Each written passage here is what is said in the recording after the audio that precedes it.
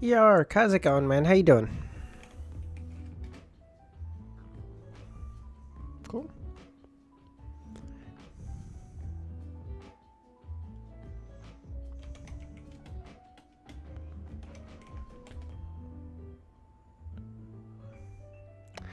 Sin, how's it going? How you doing? I feel like I'm always here these past few days. Yeah, you've been very consistent the last few days. I will certainly say yes.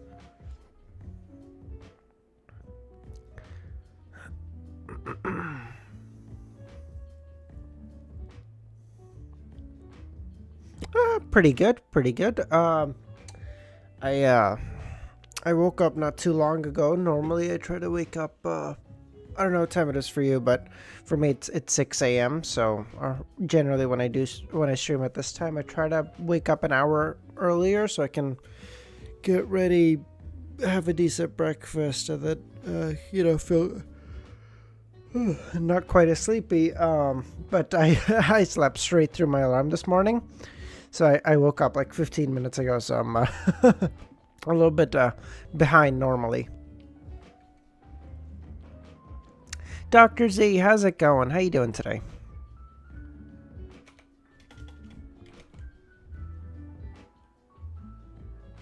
Morpheus, how's it going?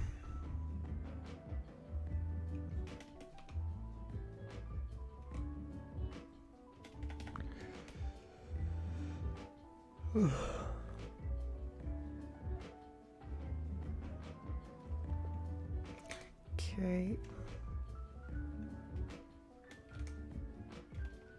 I don't actually know what this is. This is wild. It's kind of crazy for something I have 3 letters for. Nightwalker, how's it going, man? How you doing?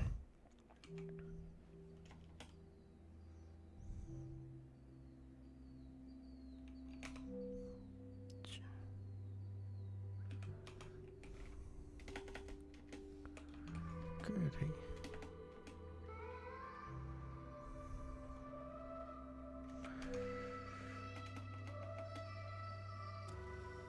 You know what? Fuck it. Let me just try to do connections really quickly, and then we'll get started in 2 minutes, okay?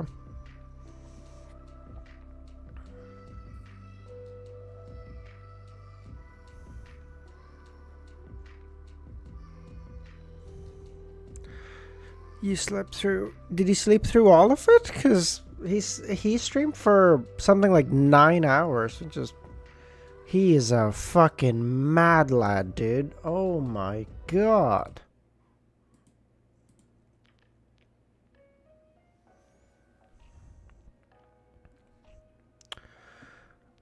Oh, by the way, I'm curious. I don't know if you guys know offhand. I leave see I now if I sleep after 4 hours. Okay, so you got through. So you watched about half of it. Okay.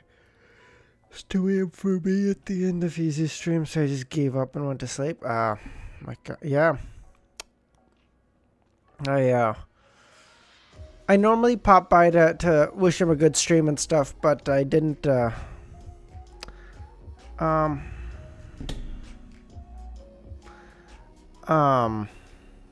what was I saying? Oh, I normally pop by to wish him a good stream and stuff, but with it being the final of Volume 2, I decided not to, just because of spoilers and stuff, and I didn't want to, catch... Generally, if I pop in during a normal stream, it'd kind of be like, it's very unlikely that I run into something really important, like, the one sentence that I pop by for or whatever. But at the end of a volume, that chance goes up dramatically, so I did... So I thought it was better not to. So I was watching the stream though. Oh, well, that's good, Yark. All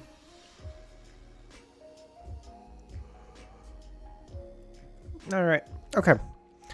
I'll talk about this a little bit later. Let me get started.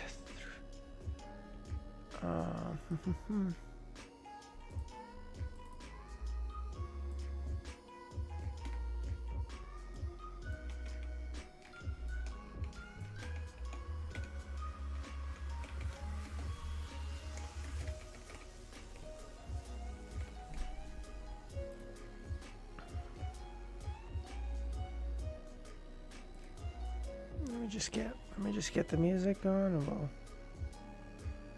and we'll get on our way.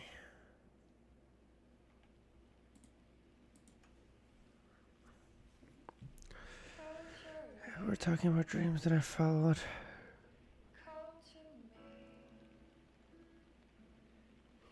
I dreamt of studying every night. Jesus Christ.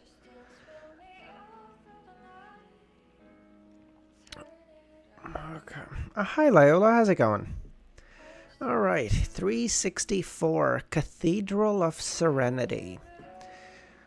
What about the rest of the magician's principles? Klein idly leafed through the newspaper as he finished reading. He thought about the issues that mattered most to him. He had already considered one point before, but this was the difference between having an audience to cheer for him and not having one. However, this alone didn't seem sufficient.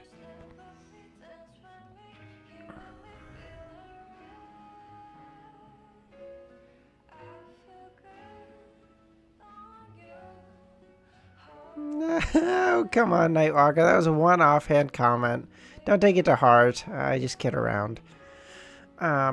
With this thought, Klein's thoughts ran wild as he inexplicably thought of something.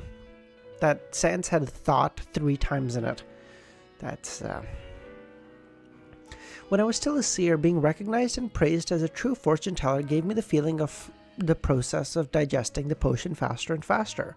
After I concluded the seer principles, I began to believe that there was no direct correlation between the views and feedback from others, and that there were merely expressions, nothing substantial. If I act well enough, I will naturally be acknowledged, and my digestion would always be faster. That is to say, I have always believed that there were 2 different responses with the same gain, not something directly related with causality. If I act well enough, I would normally be... But now there's the choice of receiving an audience's applause. If it does help me digest the potion, does that mean some performances really require feedback, and the way others view me can subtly affect the process of my potion's digestion? By extension, would the establishment of the churches of the 7 Orthodox gods, the spreading of their faith, and the nurturing of their followers partially be a result of this? That is truly a sacrilegious thought. I am indeed a person who sincerely worships gods. I will praise them, but I won't blindly believe in them. Klein quickly adjusted his train of thought as he searched for another angle of attack.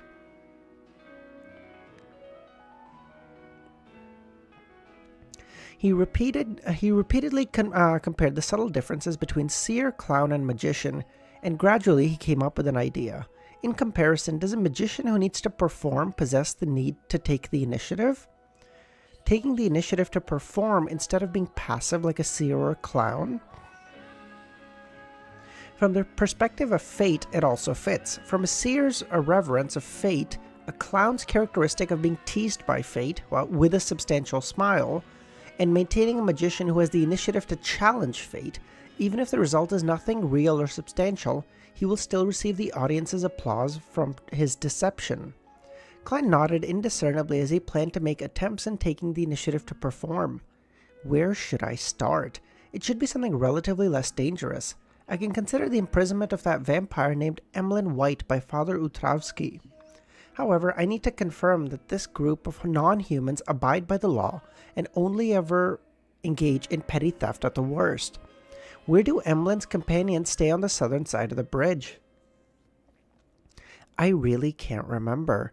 I have to use divination to jog my memories. I'll also confirm how dangerous it is. Having come to this conclusion... Oh, I just realized chat isn't popping up, is it? Guys, you gotta tell me this stuff. Good lord. Oh, good. Oh, good.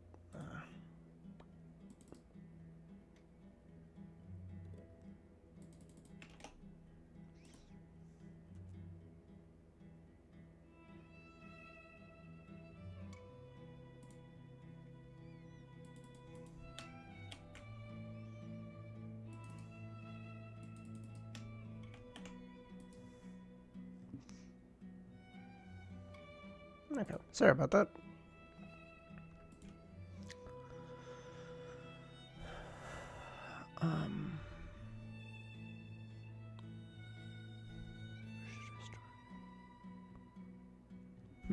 Having come to this conclusion, Klein put down the newspaper, got up, and went upstairs. It had to be said that he didn't have any other motivation to actively involve himself in something that had almost nothing to do with him. It wasn't his personality, but in order to act, he had to force himself to do so. This is considered rather simple for me. How would a straight male act as a witch or a demoness of pleasure? It's no wonder the City of Silver emphasizes that you're only acting. Klein suddenly understood the meaning of that admonition. City of Silver, in a dark room at the top of the spire, chief of the 6-member council, Colin Iliad, stood in front of a window staring at the Silver City, which was shrouded in the lightning. Queen, how's it going, man? Or, how's it going? How did the move go? Alright, it was hell, but you got through it. Alright, you got through it. Give yourself credit.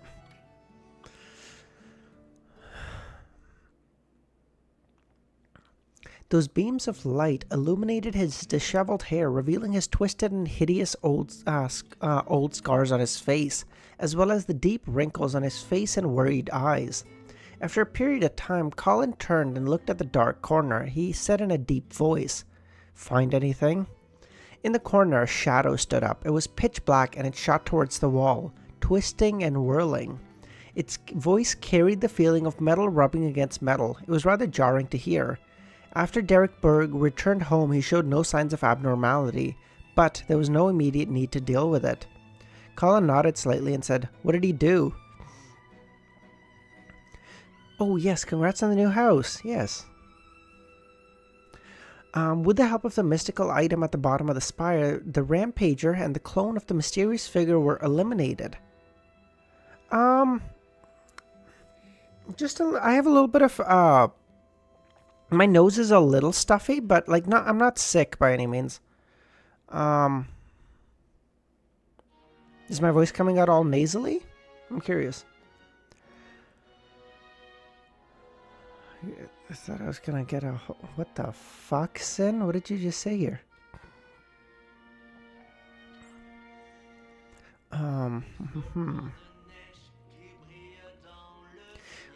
With the help of the mystical item at the bottom of the... you know what? Give me 1 second. I'm just gonna go blow my nose. I'll be right back, okay? Feeling a little...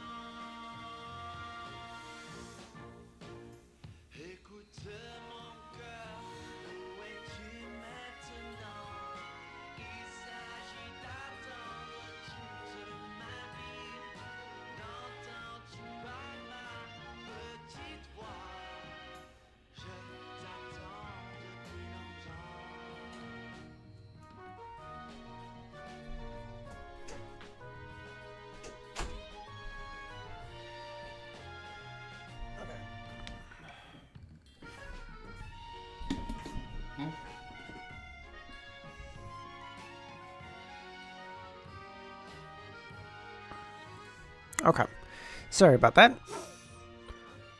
That does feel a lot better, so hopefully I sound a little bit better too. Obviously, I can't fucking tell. Okay, with the help of the mystical item at the bottom of the spire, the rampager and the clone of the mysterious figure were eliminated. However, he had constantly suspected that the matter had not been completely resolved. The former captain of the exploratory team suddenly lost control. The mysterious person recklessly took action after enduring for a full 42 years.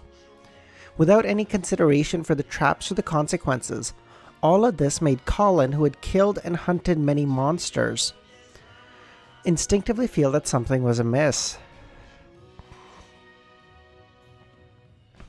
Therefore, he believed that this was a deliberate choice made by the mysterious man, though the real purpose of the mysterious man was still unknown. He definitely had some sort of follow-up method, or it wouldn't be so simple to get rid of him. He did, but someone else took care of it, so don't worry about it, I guess. After using his demon hunter powers and finding no abnormality, he deliberately pretended to be deceived and directly permitted the youth named Derek to return home. However, he had secretly sent someone to monitor the situation closely. This was completely different from the detention and observation method Colin had used in the past. It was a change he had no choice but to make. The black shadow that was slightly gyrating replied. After he entered the room, he sat at the edge of the bed and muttered to himself for a while. As I was afraid that the mysterious man would discover me, I didn't get too close, so I couldn't hear what he was saying, but I can confirm that was an abnormal sign. After talking to himself, Derek seemed to become very tired and fell asleep very quickly, but after a short nap, he suddenly woke up and conducted a ritual. I suspected that his mind wasn't lucid while doing so, that he was controlled by the mysterious man. By the way, the ritual had elements of a secret deed. Colin pondered for a while and said with a solemn expression, as expected. Perhaps he was communicating with his main body via this method. What exactly is his purpose? Why did he spend 42 years at the bottom of the spire in peace? The Black Shadow naturally couldn't answer this question as it continued. After the ritual, Derek no longer showed any abnormal behavior. Does this matter need to be dealt with immediately? If the mysterious man's main body is attracted here, we may not be able to deal with him. Colin remained silent for a few seconds before saying, "Continue the observation. The mysterious person has yet to show any substantial malice, so our reaction can't be too intense." Colin is a demon hunter. What rank is that in his sequence?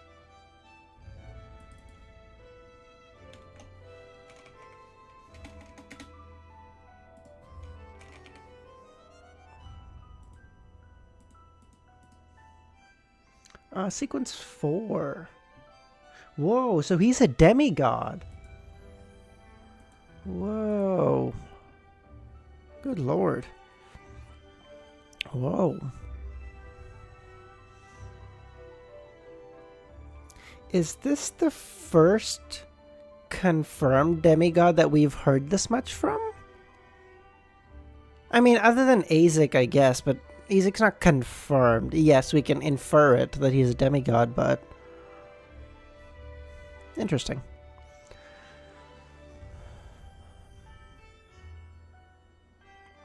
Colin remained silent for a few seconds before saying, "Continue the observation. That mysterious person has yet to show any signs of substantial malice, so our reaction can't be too intense." Oh, I guess Inkzonquil. Yeah. Inszongwil, sorry. Yeah, I'm gonna have to get used to the new pronunciation, sorry. Yeah, I guess him, but I guess we didn't hear much from him after he became the demon hunter, but I get your point. Do you remember that prophecy? It's almost time for disaster to befall. That mysterious person is yet to... The further we explore, the more strange ruins we find, and the more dangerous the items we harvest. By your will, your excellency. The black shadow slowly retreated back into the ground and disappeared. At this moment, in the Berg household, Derek began to cough so violently that his heart seemed to almost burst. He crouched down, coughing non-stop until his throat began to ache, and he coughed something up. A translucent object slid across his throat and fell to the ground. It was a worm with the length and thickness of a finger. Jesus Christ, he ate like Sukuna's finger. Well, I guess he threw up Sukuna's finger. There were some transparent areas on its body, forming rings. Derek had seen something like this at the bottom of the spire previously, and he was certain that he was already free of Amon's influence. Or Amon's influence. He bent down and picked up the translucent worm, and finally he was able to count the total numbers of rings on its body. There were a total of 12. What is its use? What can it be used for? It seems to be dead. Derek was lost in thought.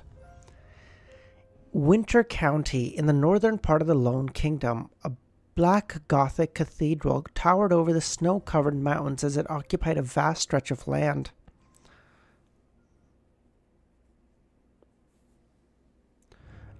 But write his name,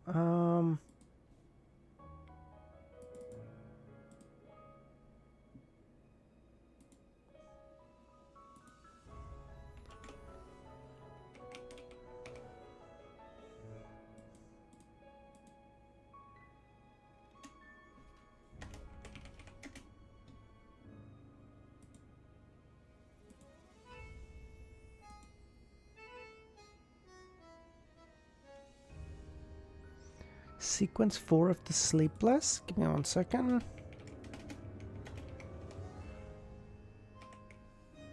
No, I didn't. Do I know?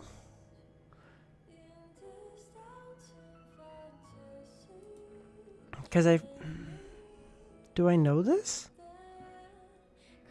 Night Watcher. Night Watcher.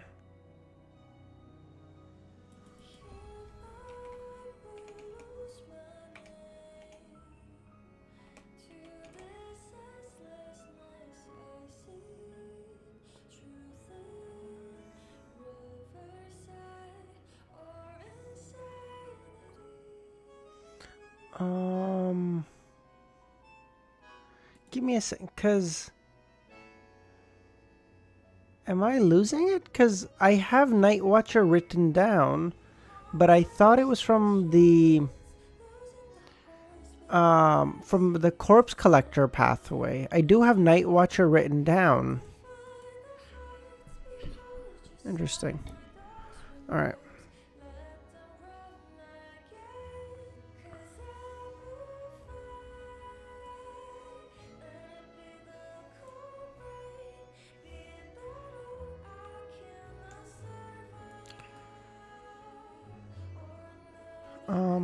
Okay. You know what? I'll let Nightwalker first find it, and if it's there, then I'll figure that out. Hold on. It's Sleepless? Okay. Oh, okay. And that's what he is. Okay.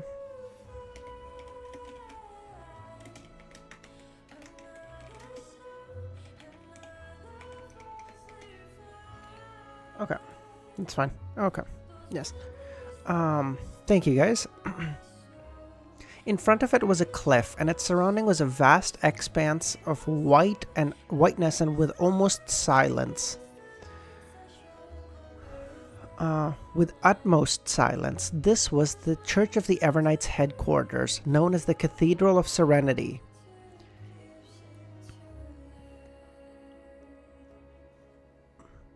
It's Ince who reveals it. Wait, was this at the end of this? Okay, so then it would have been the last chapter of volume 1, right? Hold on, sorry. Let me just pull that up really quickly. Okay, no, you know what? I fucking trust you guys. Whatever. I don't. By eating ashes of the sleepless saint. Oh yes. Oh, I should have inferred that. Yes, you're right. Oh, you're right, Nightwalker. Yes. Yes. No. Okay. That seems obvious. I should have inferred that. You're right. The dark-haired, green-eyed Leonard Mitchell had a black trench coat draped over him as he wore red gloves and walked out of the room. Whoa, red gloves. Is he part of that? Is he part of the... Is it called the Red Glove? Am I fucking misremembering this? The special... call it like the FBI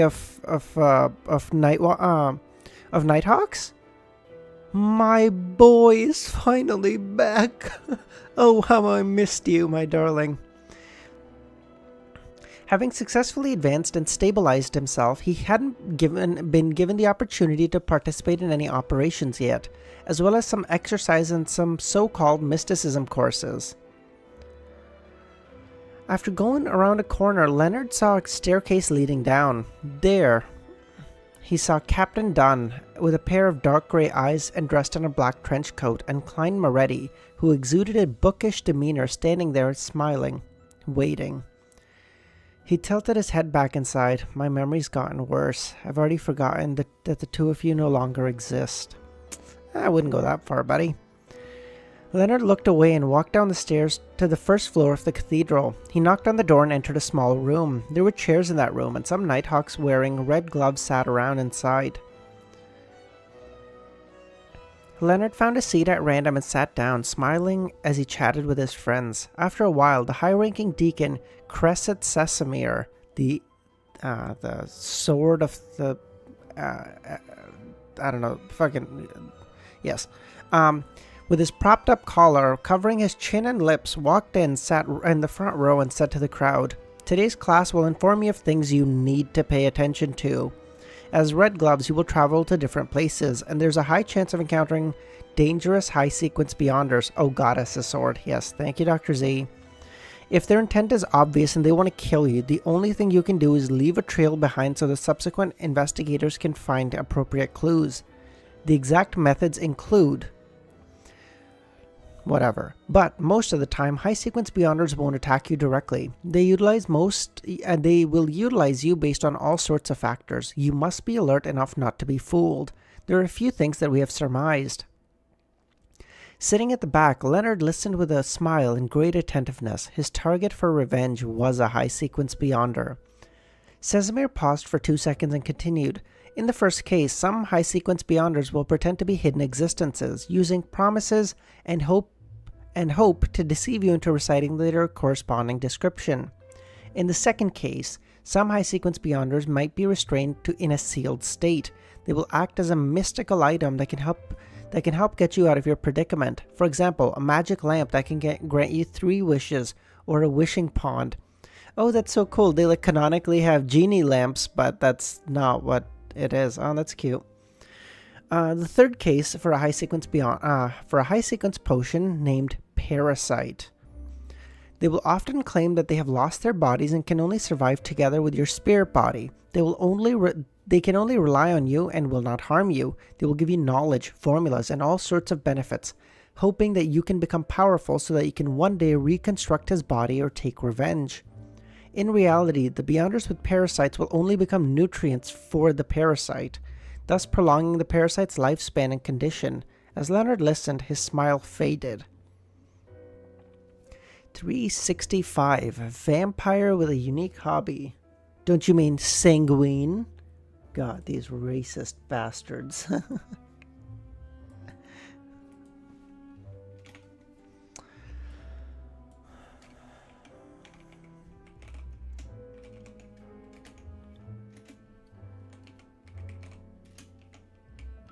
Ah, so close.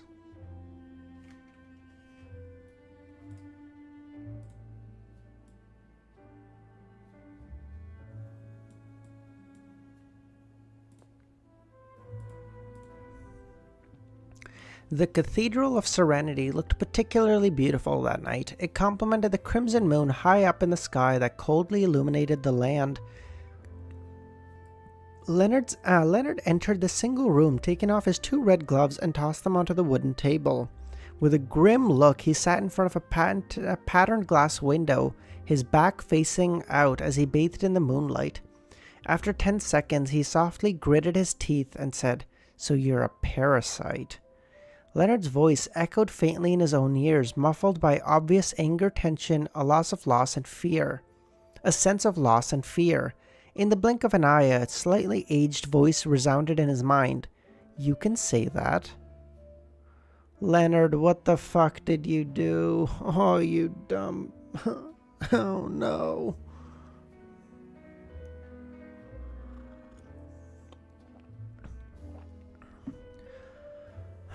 So I'm guessing then what...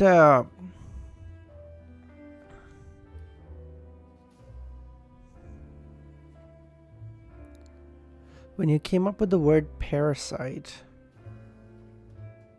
Thank you, Dr. Z. So what... Oh, for fuck's sakes, what was that guy's fucking name? What Amon, so that transparent thing, that a worm thing that Amon did, that was a parasite then, basically. So it was, I see. So the other, so the City of Silver must not have that that knowledge of like high sequence beyonders, or so basically that parasite had was like taking nutrients from the old dude and just hiding away, like basically a stowaway. So so that's why they couldn't do anything, because he let him take the wheel for the entire time, because he was like, listen, they're not going to kill one of their own, so we'll just keep them like that. Oh, that's so cute. Okay. What exactly do you want? Are you a being that's leeching my life through your parasitic means? Or are you waiting for me to become stronger so you can directly devour my characteristic, just like cultivating a human potion? Leonard's voice was suppressed, but in no way slow. The slightly aged voice in his mind laughed. I'm your fortuitous encounter. Didn't you always think so? You always believed yourself to be unique and the protagonist of this era. Oh, you dumb fuck. So he's had this the entire time. This was his, oh, we're both special. You dumb fuck. Okay. In fact, you aren't acting as arrogant and self-conceited as you usually do. Ultimately, you're weary of me. After I taught you the acting method, you didn't even focus on studying it. All you did was a very superficial attempt at it. You wasted a very long time before you digested it and even hid it. You didn't pursue the nightmare potion. It was only after you met with the spawn of the true creator and suffered a setback that you were willing to advance to sequence 7. Your regret has made you hallucinate. Leonard, think about it carefully. Would I not understand the Church of the Evernight? When I dealt with them, even the so-called Chanus hadn't been born yet. Why would I not know that the Church of the Evernight knows of parasites? Would I not realize that the Red Gloves would grasp certain secrets to prevent the infiltration of high-sequence Beyonders? But did I ever stop you from joining the Red Gloves?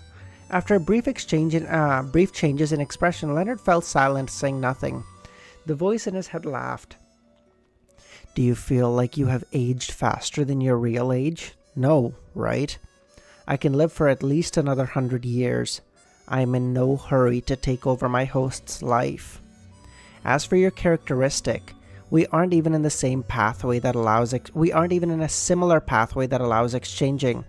If I swallow it, it would be the same as drinking poison, making me half crazy, increasing my chances of losing control. Do you really think I would do that?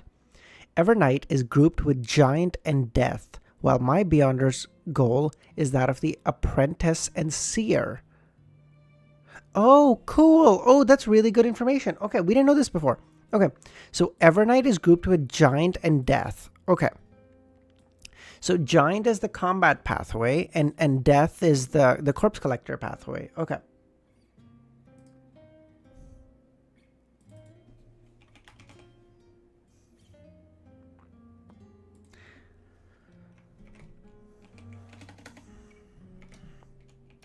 Okay. This wasn't known before. Okay.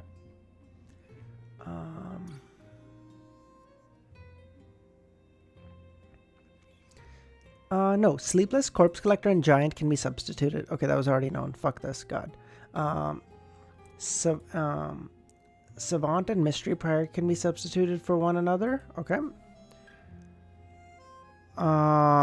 So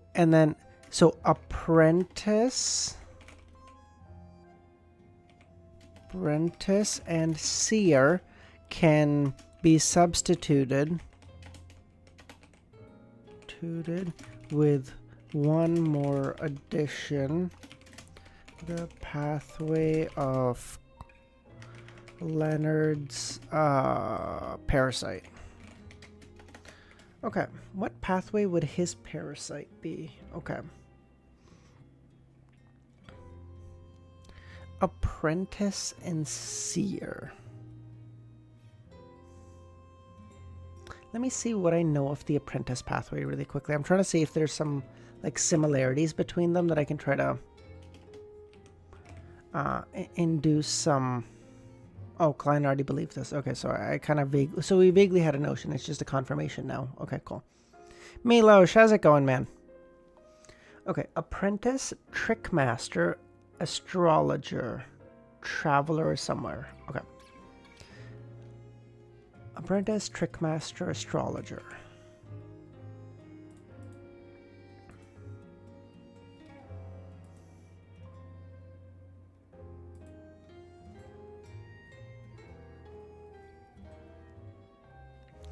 Okay, so then let me see. See what's 8.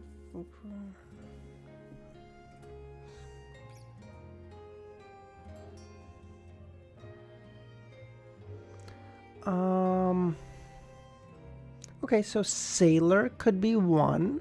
Not necessarily, but sailor could be one. Not that one. Not that one.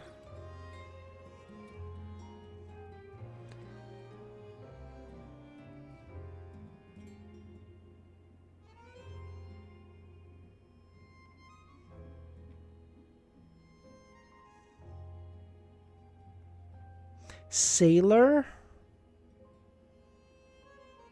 Hunter.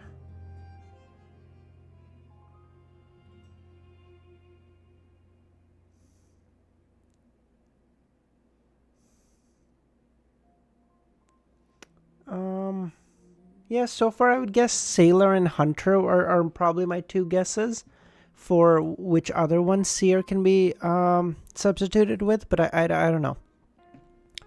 Leonard looked at his body, which was illuminated by the crimson moonlight, and said with some thought, "What exactly do you want to do? What's your purpose?" The slightly aged voice in his mind sighed. "Didn't I already tell you?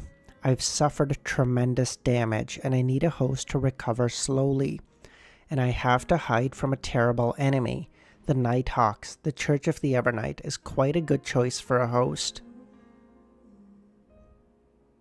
I remember the reason Klein chose the seer pathway.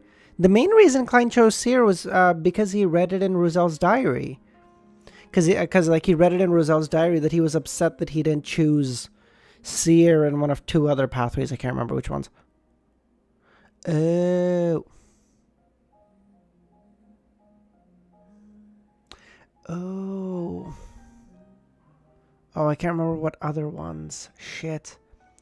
Oh, you're saying if I remember what three pathways he mentions, they would probably all be the fuck. Oh, maybe. I don't remember. I can look back and try to find it. Oh, you're saying that there's a chance all three of them are of a kind. Oh, cute. Fuck. Okay. I don't fucking remember where. I don't remember what chapter that was. Fuck. That was like really early on, like sub chapter 30, because around 30 he got the seer potion. He read it before. That might have been at the second. It might have been at the second tarot meeting ever. Oh fuck, I can't remember. I'll look back later. I'll add it to my notes. Okay. Leonard lifted his head, looking at the ceiling for a few seconds, and said in a deep voice, Will you be discovered by the archbishops, high-ranking deacons, or other sealed artifacts?" The voice replied leisurely, "If parasites were so easily discovered, that high-ranking deacon named Sesamir wouldn't have given a warning and just sent you all to be checked. Of course, parasites do leave traces. Churches of the Evernight have means to determine this." Okay, no worries, Nightwalker. We haven't seen the vampire yet, Hailu. But it's a relatively complicated and troublesome process. It will cause certain losses and substantial danger. It might even affect that goddess. So before you become a high-ranking deacon, making you qualified to participate in meetings for the upper echelon and interact with grade 0 artifacts, there's no need to worry. By then, I should have recovered and be on my own journey. Leonard listened with a serious expression, and after a while said, "You have a terrible enemy. Who is he?" The slightly aged voice chuckled and said, "I don't know his name, but I do know his last name." "What is it?" Leonard asked. "Amon." Oh shit, the plot thickens. So Leonard and Klein now have two enemies in common. Amon, who's coming after Klein, and this parasite fella who's coming after Amon. All right, we're making progress. I am just glad to have seen Leonard again. He is now progressed. He was previously at a sequence 8. I think he was a Midnight Poet, if I'm remembering right. Yes, he's now a sequence 7, which means he and Klein are now are at the same level again. To be honest, Queen, I didn't have much of a reaction because I didn't have in my notes that Amon was a name that I should remember, because the only time it was ever mentioned was like sequence, or like it was like chapter 60, and I didn't start keeping notes until like probably chapter 70 or 80 or something, because someone in probably Dr. Z or someone in chat told me to start keeping notes. But like chapter 60, I think Milos mentioned it was like, or sorry, Romero mentioned it was like chapter 66 or something when the name Amon was mentioned, and that was like maybe my second or third stream ever. So I just didn't have any notes back then, so I didn't even remember it, so I didn't have much of a reaction, honestly. But why would Amon be going after the parasite in Leonard's body? It can be a couple of things. The parasite obviously seems to be obviously a high-ranking Beyonder, so that probably means he's really old. So that means he could be of another like important family, and maybe those families have a feud. I don't know if I don't know. Do we know what Abraham, Antigonus, Ammon, Jacob, and Tamara, the 5 great families? They were second only to the Blood Emperor. I don't know. Can be for really any purpose. I can't think of one.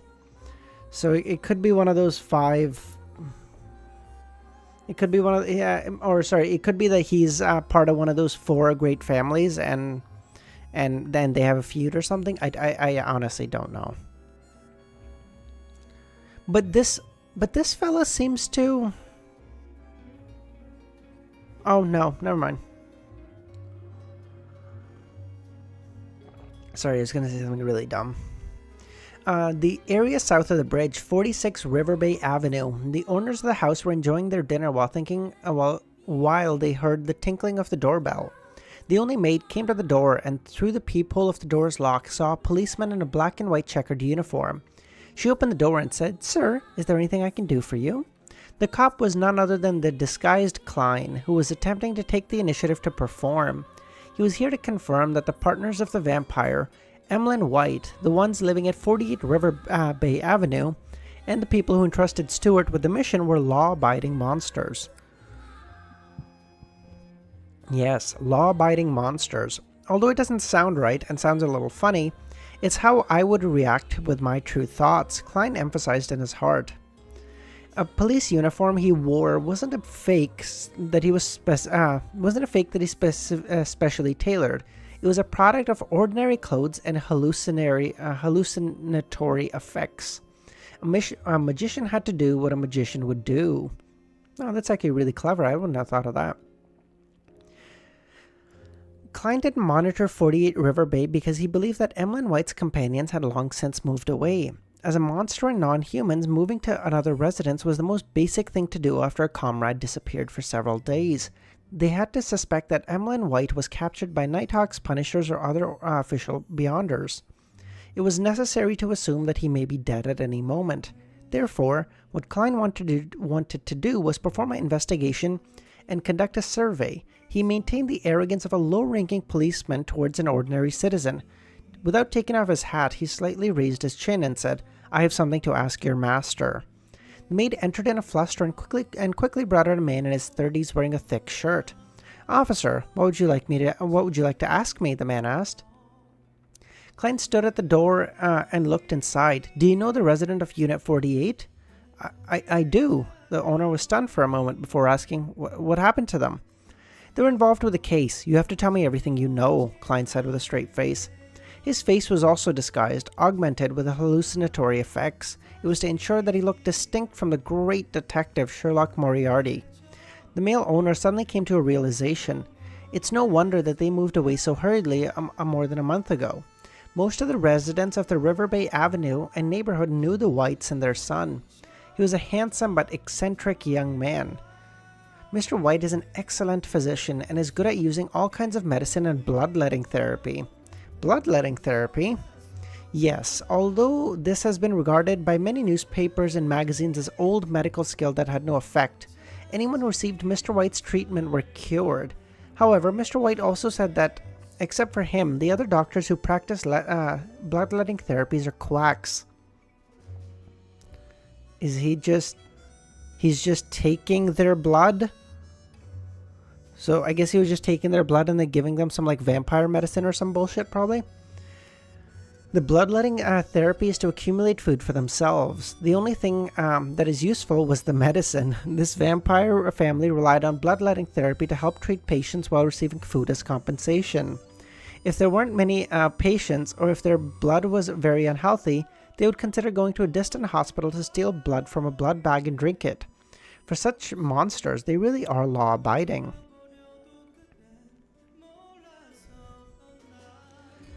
The emotional colors changes in his spirit vision told him that the man wasn't lying. Now, okay, here's the question. I feel like even though the patient doesn't know what's happening, it's for them it's still kind of a winning trade, no? Like, I mean, they get healed and they were gonna lose some blood anyway. Like, they knew that going in. For what reason, not really relevant, but like they gave them medicine that worked and they got better. I feel like that's a good trade.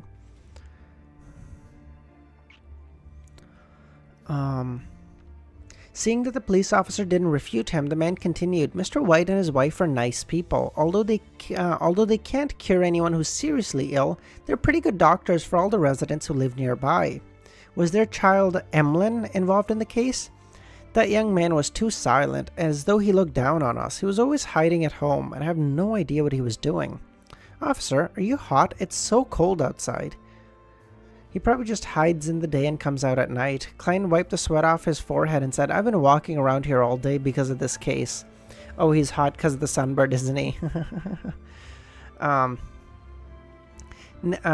Next, according to the designed survey, he learned everything about the Whites and their son. One family at a time, he knocked on the door, asked questions, compiled answers, and came to the conclusion that the White family was indeed kind, amiable, and law-abiding. It doesn't seem like a description of a vampire. Klein looked up at the crimson moon that was piercing through the clouds, ready to make a final confirmation. He removed the hallucinatory effect on his body and started divining. After making sure that there was no danger, he went around to the side and climbed into the house at 48 River Bay Avenue. Others might not know who had taken Emilyn White away, ultimately afraid of being followed by an official visit from official beyonders. But Klein knew that he was what was going on and wasn't worried about a trap. As he entered the second floor, he used the moonlight to see that the rooms were in disarray. Many things hadn't been taken. Through these things, he could imagine the haste in which the owners had left. He even found some precious books on herbs in the study, including some popular countryside folk recipes. As he walked, Klein entered one of the bedrooms and shadows came into view. He jumped in fright, imagining that he had been ambushed. He almost snapped his fingers to light a match that he had thrown outside. Fortunately, no attacks occurred. The crimson moon shone through the window, covering the entire room. Finally, Klein was able to see what those shadows were. They didn't have any spiritual luster. They were dolls of varying size. The biggest one was only slightly shorter than Klein. It was a girl wearing a gorgeous long skirt. Her sleeves and collars were covered with lace and ribbon. The female doll was obviously more like one of wax. Her facial features were vivid and lifelike, and her golden hair and red eyes were alluring and beautiful. The smallest one was the size of a normal person's palm. It was a woman wearing a silver body armor. She looked valiant and heroic while looking magnanimous and beautiful. As his eyes swept past each doll, Klein suddenly remembered something. Under the influence of Roselle, the development of doll had two trends. One was the adorable type, allowing them to have clothes, while the other strove to be more realistic. Klein looked around and couldn't help but exclaim, "These dolls aren't cheap." Don't tell me Emilyn is a vampire obsessed with dolls. Hey, don't judge a man's... God, he can do what he wants, Klein. God, you're so judgmental.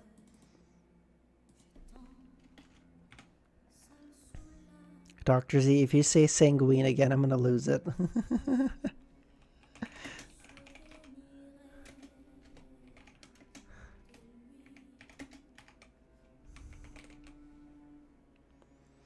The Hanged Man's Ambition. Is there another fucking tarot card meeting? No, we just had one, didn't we?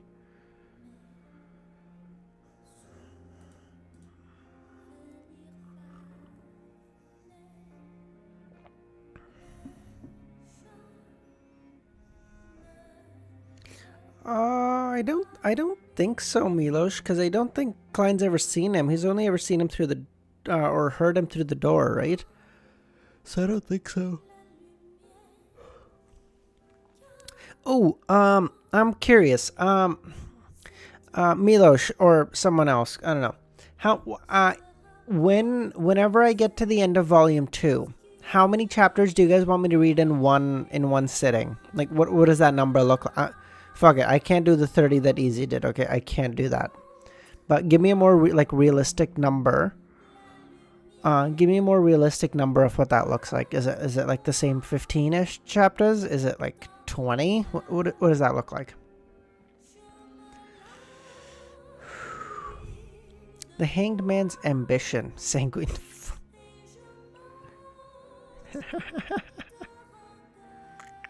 I caught you, Dr. Z. Alright, fair enough. Okay, after a thorough inspection, Klein believed that there was nothing odd about the White family and that the couple didn't leave a single strand of hair behind. You can split the 28 chapters of 2 into 2 of 14. Okay. Because, so, okay, so I leave on Saturday. Okay, my flight is on Saturday, so if I was to do a stream Saturday, it would be like a shorter morning stream, so I don't think there's any point in me doing one, because I'd be so close to the end of volume 2, there's no point in me doing one. So I was instead thinking that over the next week, I will push really hard. Generally, I average about 15 chapters a day. For the next week, until next Friday, I'll average about 20. That would mean on Friday, I can end volume 2. And then...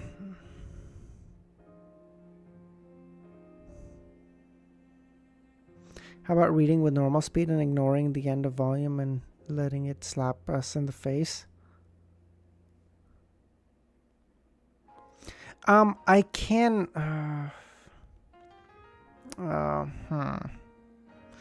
The problem is if I read at normal speed, we would end up in this really dumb place where when I'm at my grandfather, when I'm like at my uncle's place and I'm streaming like very sporadically for short streams, I would be at the end of the volume, and that would just fucking suck, both for you guys and for me.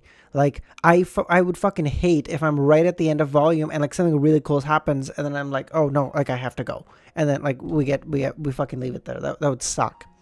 So I'm thinking for the next, I do 2 streams a day anyway. So I'm thinking normally instead of the 7 or 8 chapters a stream, I'm going to do about 20.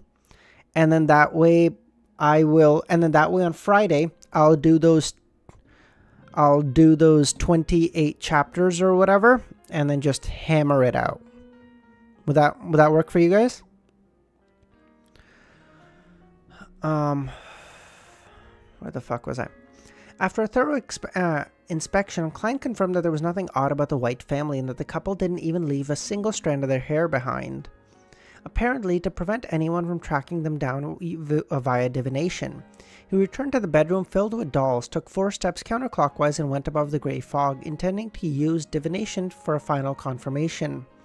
However, before he got down to business, he conjured the female doll who was nearly his height, just like how he had done a divination for the mutated Sun Sacred Emblem in Tingent City. He picked up the dark red fountain pen and wrote a sentence: "Its origin." Putting down the pen and holding the piece of paper, Klein leaned back in his chair and began to mumble as he slowly adjusted his mental state with a cogitation state.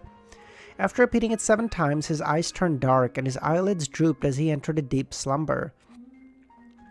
In the grey space, he saw the puppet craftsman working with extraordinary concentration. He saw the red-eyed girl being placed in the room of dolls and Emilyn White, fishing out his wallet with his eyes fixed on her.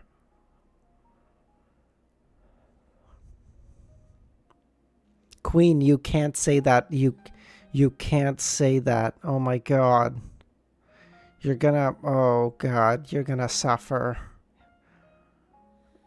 Oh god. They're not gonna like that. You can't say solo leveling here. Don't get me wrong, I love solo leveling too, but they're not gonna like it.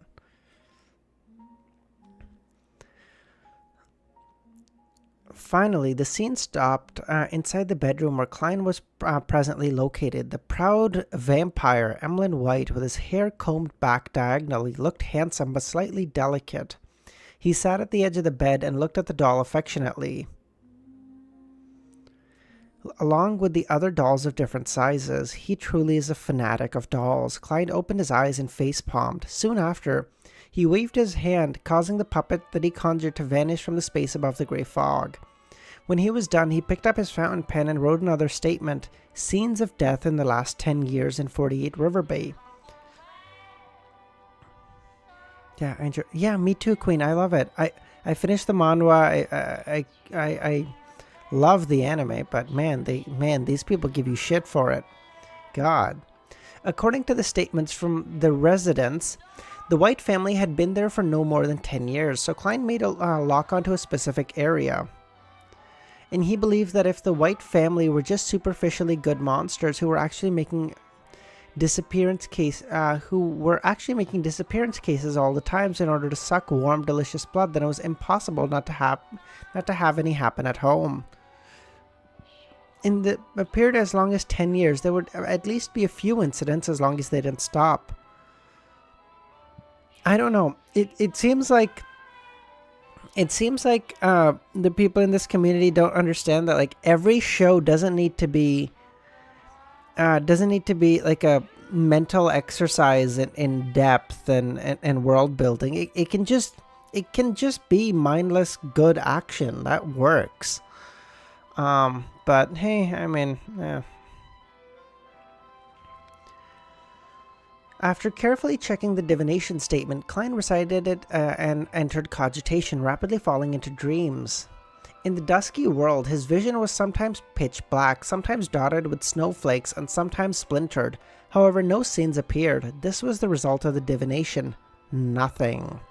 No one had died in the last 10 years at 48 River Bay. Taking into account all the factors involved, it's possible to make a preliminary conclusion that the White family is a law-abiding vampire family. Other than a few instances of petty theft, as Klein looked at the long model table in front of him, he wrapped himself with his spirituality and plummeted down. Returning to the real world, he carefully removed the traces he had left behind and left 48 River Bay Avenue. Instead of making his conclusion, he took a detour to the River Bay police station, where he easily snuck into the archives by mixing himself in among the thieves and drunkards, allowing them to serve as a foil for his disguise. Therefore, he boldly lit the gas lamps inside. Like some of my favorite anime are shonen. Yeah, yeah, exactly.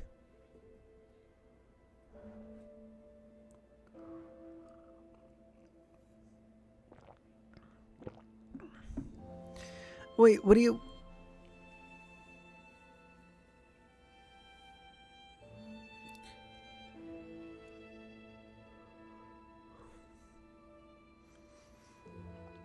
Oh wait, Queen, yeah, I forget. You're not finished Lord of the Mysteries either. Oh, dope. Then Klein pulled out the last 10 years of missing person records and paged through them. Romero, how's it going, man? From time to time, the police officers on duty would pass by the door, but their eyes didn't notice any light leaking out from the archives. You missed the first hour, yeah. But that's... You're okay. There's nothing suspicious at all. After an unknown period of time, the black-gloved Klein paced the docket back. Then he turned off the gas lamp, took off his hat in the darkness, pressed his hand to his chest, and bowed towards the lobby. You were reading fanfics.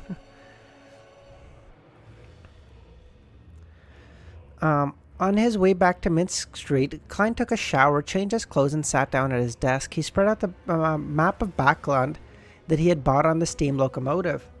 Oh, Romero. So we were thinking for. Let me know if this sounds good.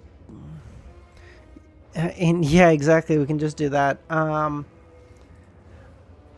So we were thinking for the ending of Volume 2, I do two streams of 14 chapters each. Does that work, or what do you think? Um,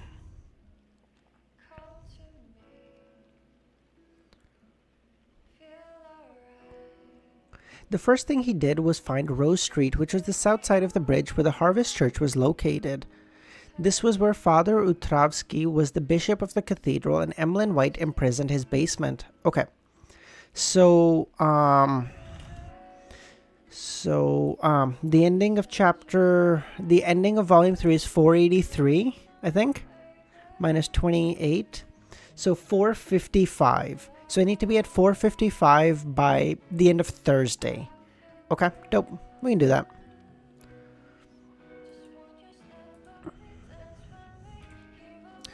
Alright.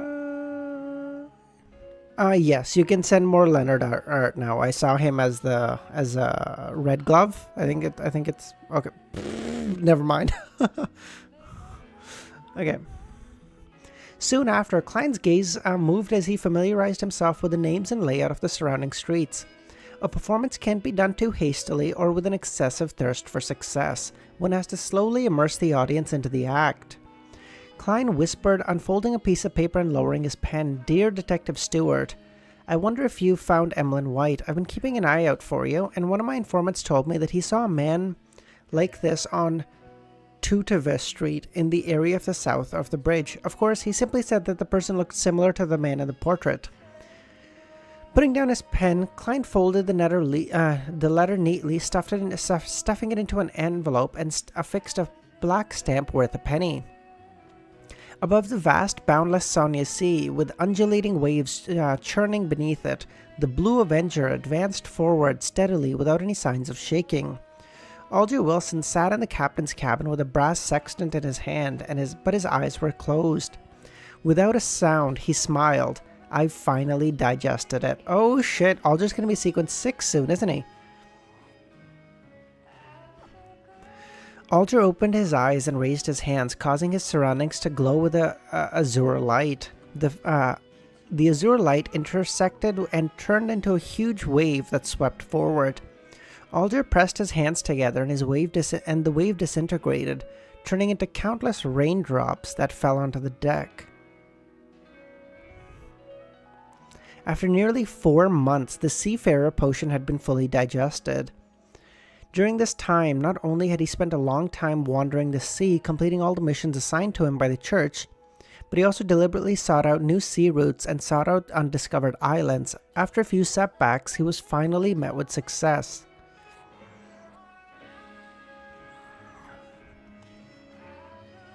Wait, hold on, Queen. Are you saying that you listen to us read and then while you're reading at the same time?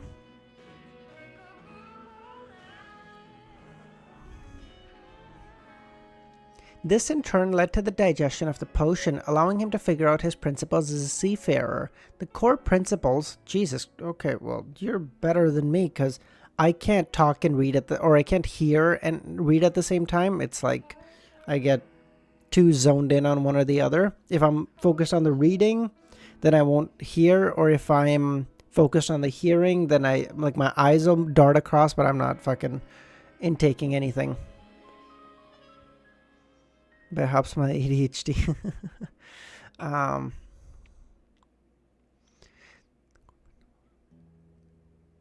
The always heavy Alger couldn't help getting out of his seat. He paced back and forth in the captain's cabin, thinking of the future he longed for.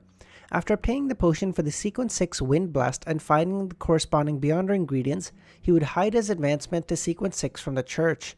Then he would repeat the same process, striving to become a Sequence 5 Ocean Songster. Ooh, that's a new name. It's also a shitty name, but whatever.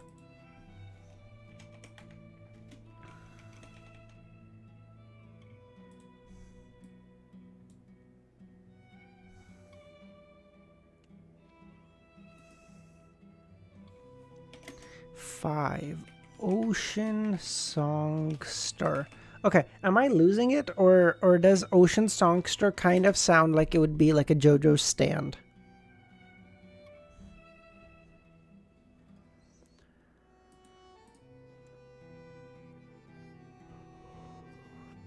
During this process, he had to serve as a captain of the Blue Avenger and avoid entering the mandated Punishers with its complicated social relationships so as to prevent his secret from being exposed. Once I'm promoted to Sequence 5 and gain enough strength, I'll be able to secretly return to that place. Alger subconsciously looked to his right. Where the fuck? His gaze seemed to pierce through the planks of the ship and the vast sea, looking onto an ancient and hidden island. Oh my god, he's going to Laugh Tale.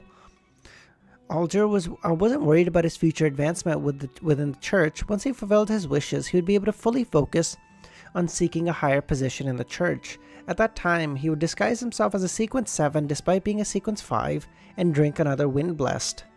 This would increase his Beyonder characteristics, strengthening him, slow his digestion, but it wouldn't endanger his safety. For the same reason, after Sequence 5 was fully digested, he could imbibe another Ocean Songster and repeat the normal process. This would only push him closer to losing control, but he had some solutions to that. It was to find a woman to marry and transfer the extra Beyonder characteristics to his children. Dude, he's literally using his children as a fucking safeguard. I love this. He's like, the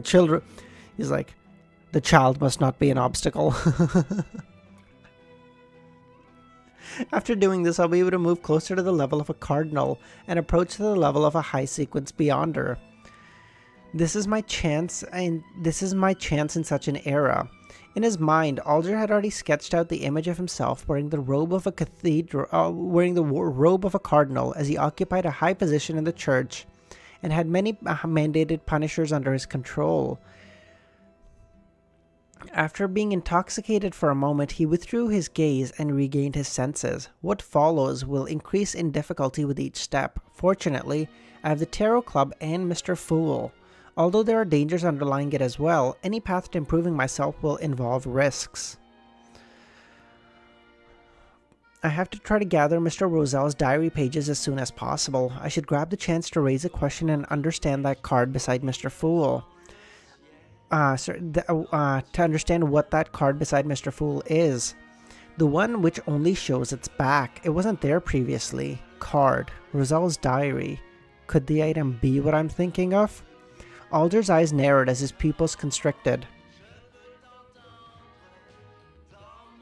Alder is a man with a humble dream. He wishes only to become a demigod. Have you heard a more reasonable man? Yes, true. Very humble, yes.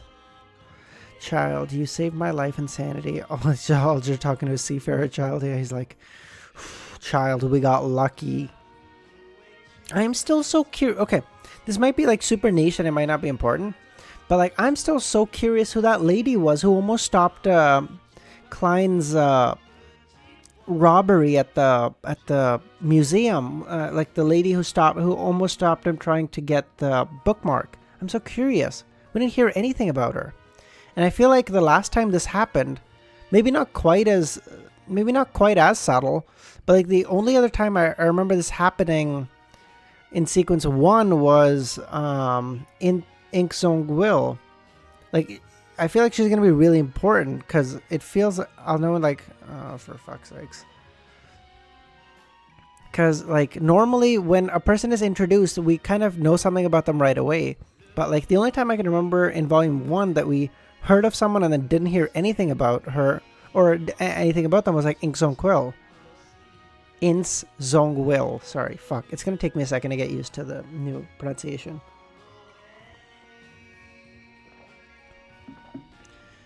15 Minsk Street. Klein yawned, switching off his gas lamp and slept into bed. He originally had another plan. He wanted to use divination to grasp the origin of the biological poison and obtain the first of the 3 formulas from the sequence of the werewolf Beyonder characteristic. But after a busy night of dealing with matters regarding to Emilyn White, he felt rather tired and decided to try the next day above the grey fog.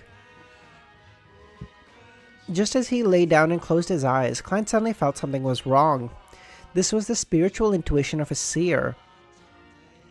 It's already been several days since I obtained the werewolf beyonder characteristic and the biological poison bottle. It's not like I haven't been in a good mental state in this period of time, but I've been repeatedly delaying the divination. This is very abnormal. Klein carefully sat up and thought about it and recalled a similar incident. The first time he met Megos, he wanted to directly use his spirit vision to observe her mental state, but ended up missing the opportunity due to momentarily being taken aback. It was only at the end that he found out that it was because Megos had an evil spawn in her stomach. His spiritual intuition as a seer had stopped him without leaving a mark, preventing him from losing control and collapsing on the spot. It's very similar, but this time it's even more obvious. I remember that Miss Sharon mentioned that the Rose School of Thought's control over their members far exceeds my imagination. Everyone's body and soul seems to be bound by something, which is the reason why information regarding the mutant sequence rarely leaks out. They believed in the chained god, so when using the beyonder characteristic of a werewolf to deduce the corresponding potion formulas, it would likely involve this evil god and bring about consequences I don't wish to bear. Klein thought about it and noticed there was something suspicious. Back when I divined the mutated sun's sacred emblem and the ear left behind by the listener, my spiritual intuition didn't stop me. Could it be that the chained god is stronger than EBS and the true creator? Or could it be that his nature allows him to restrain the grey fog and effectively invade it? Of course, the source of the danger could also be the biological poison bottle. Thinking of this, Klein, who had always been cautious, decided to attempt to divine the biological poison bottle tomorrow and see if his spiritual intuition would stop him. Good.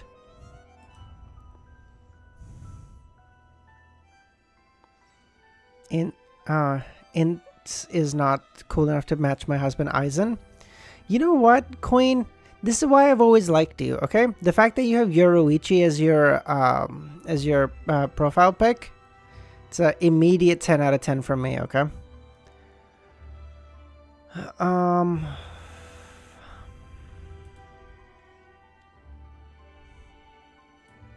Okay. Yes, Dr. Z, I'm copy pasting it into my notes, yes. Who the fuck is this chained god, though? I'm so curious.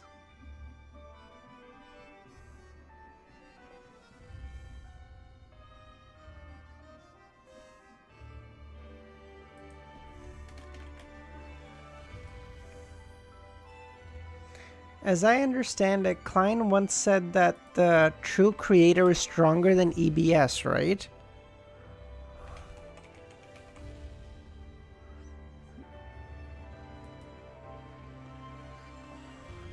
True creator is slightly stronger than EBS according to Klein, and this person is apparently slightly stronger than the true creator. We're getting a hierarchy of the fucking gods? But am I losing it? Is the true creator not... Was he not also chained?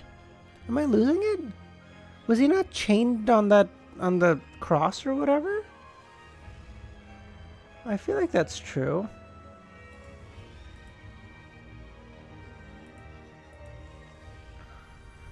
Huh.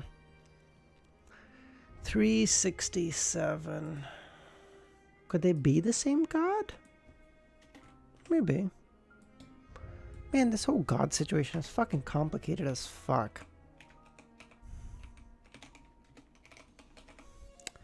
Threatening letter.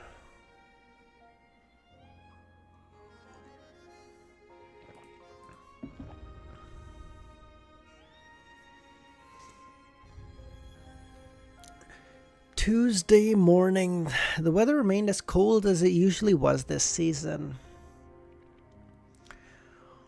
Klein tightened the collar of his tweed coat, put on his hat, and pulled open the door. When he was heading to the end of the street where the mailbox was to post a letter to Detective Stewart, since it wasn't that far, there was no need to dress neatly or heavily. But Klein had just recovered from his cold, so he decided to wrap himself thickly just in case. Man, I'm still so tired from yesterday. Yesterday was such a fucking hectic day. And I didn't even, do much physical stuff. I didn't even go to the gym. I just, never mind. Perhaps it was because of the strong wind last night, but the air in Backland was surprisingly good. Klein subconsciously slowed down his pace and enjoyed this rare morning. Just as he passed Jurgen's house, he heard the oriel window creak open and instinctively turned to look. Standing in the window was Mrs. Doris, wearing a black plush hat and grayish-blue scarf. She looked even worse than before, and her body was even more hunched. Aw. "Good morning, Detective Moriarty. Thank you for taking care of Brody. He said you were a good man, didn't you, Brody?" Old Grandma Doris bent down and picked up the black cat with her green eyes. Brody used all 4 of his limbs and struggled in her embrace. Finally, he jumped down and lightly landed on the windowsill. But instead of leaving, he circled around and around, nuzzling Mrs. Doris with its head on one side without even looking at Klein. Was he being friend-zoned by a cat? Bro, why would you use that phrase with a cat? What is wrong with you? Klein gave a self-deprecating laugh and smiled sincerely. "It's a happy deed, and it's even more delightful news that you've recovered and have been discharged from the hospital." After exchanging a few pleasantries, he said goodbye and continued to walk down the street with a smile on his face. He had only taken a few steps when he heard Mrs. Doris call after him. "When Jurgen comes back, I'll have him pay you." Do I look like I took this mission for the money? The smile on Klein's face suddenly froze. He could only turn half around and wave his hand, indicating that he understood. So far, Backland sounds like a shit. Dude, Backland sounds like a shithole. I feel like you would get like tuberculosis or some shit. Well, no, I guess tuberculosis only passed through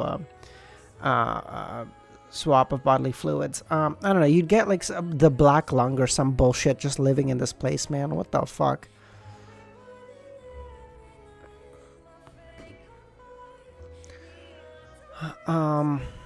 He had just activated his spirit vision to look at Mrs. Doris's aura and found that her situation wasn't too good. It wasn't only because of her old age, but also because of the cold weather and bad air in Backland. All of these had a bad effect on her lung disease. Pav, you're in the capital of any city?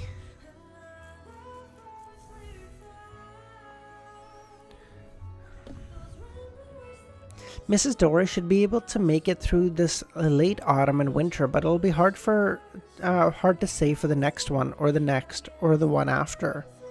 If she wants to live for a few more years, she'll have to move to the south, to the area around Desi Bay. It's a pity that it's likely that lawyer Jurgen can't afford to do so now. Even I haven't been to Desi Bay. Klein mumbled and came to the mailbox and stuffed the letter inside. This was the prelude to his performance. And this evening he would head over to the Harvest Church as a detective and do the rest of the preparations. After buying a desi pie for breakfast, Klein returned via his original path and was quite at ease.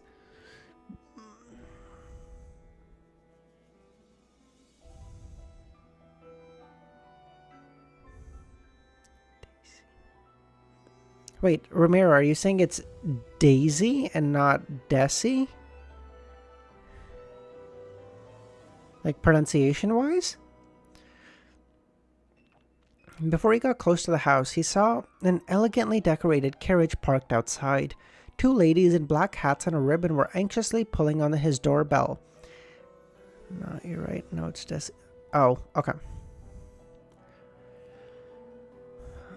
While the maids and bodyguards were scattered around, looking like they were on guard against something. I'm just excited about the pie. What the fuck? I can't even think about pie, but it's only 7 a.m. for me, and I woke up like an hour and a half ago, so give it time. "Mrs. Stellan, ma'am, Mary. Do they have something to entrust me with? They look very anxious." With the paper bag inside containing the desi pie in his hand, Klein approached and said with a laugh, "Ladies, it should be time for breakfast." When they turned around to see the detective, Ma'am Mary was visibly relieved. Am I misremembering this? Did they change her prefix from Mrs. to Ma'am? Now that they ever since the adultery thing?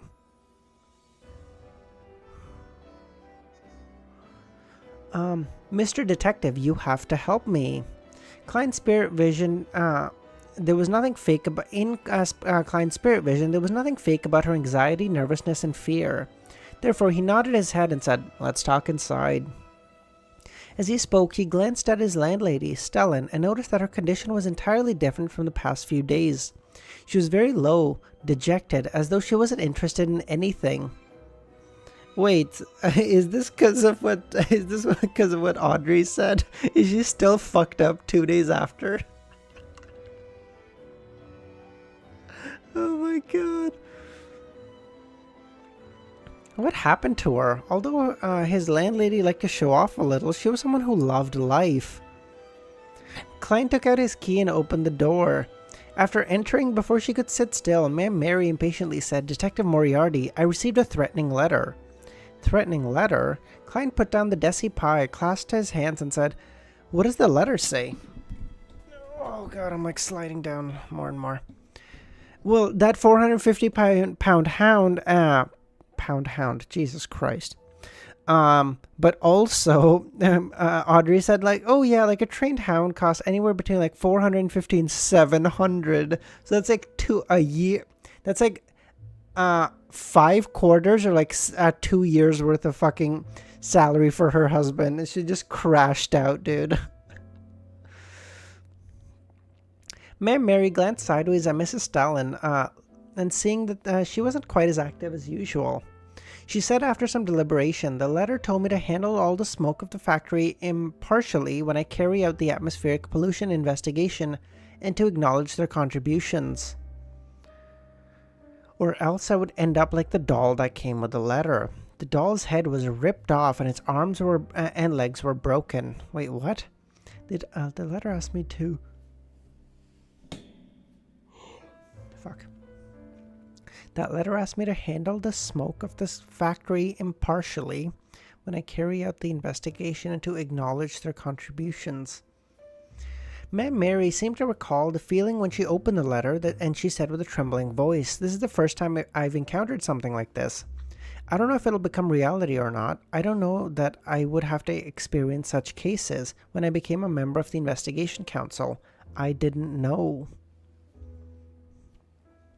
"Ma'am, perhaps Emperor Roselle once said that there are only 2 ultimate forms of hatred before people. One is to murder the other's parents, and the other is to destroy another person's means of earning money." Is that a fucking saying? I've never heard this in my fucking life. Klein solemnly nodded and said, "My suggestion is to report it to the police." From his point of view, Ma'am Mary was now a member of the National Atmospheric Pollution Council. Her status was completely different than before, and the police would certainly not take the threat lightly.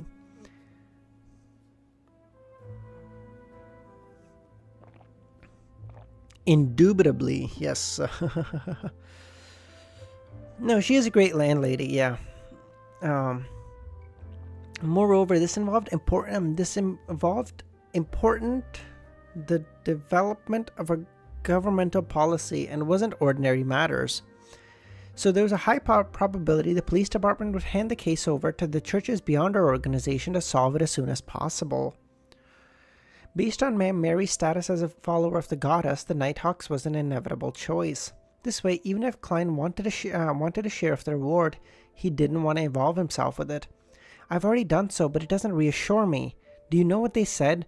They said that letters threatening letters were formed by cutting the words from newspapers, and the doll could be bought from anywhere. It'd be very difficult to find the sender in a short period of time, and they only sent 1 policeman to protect me.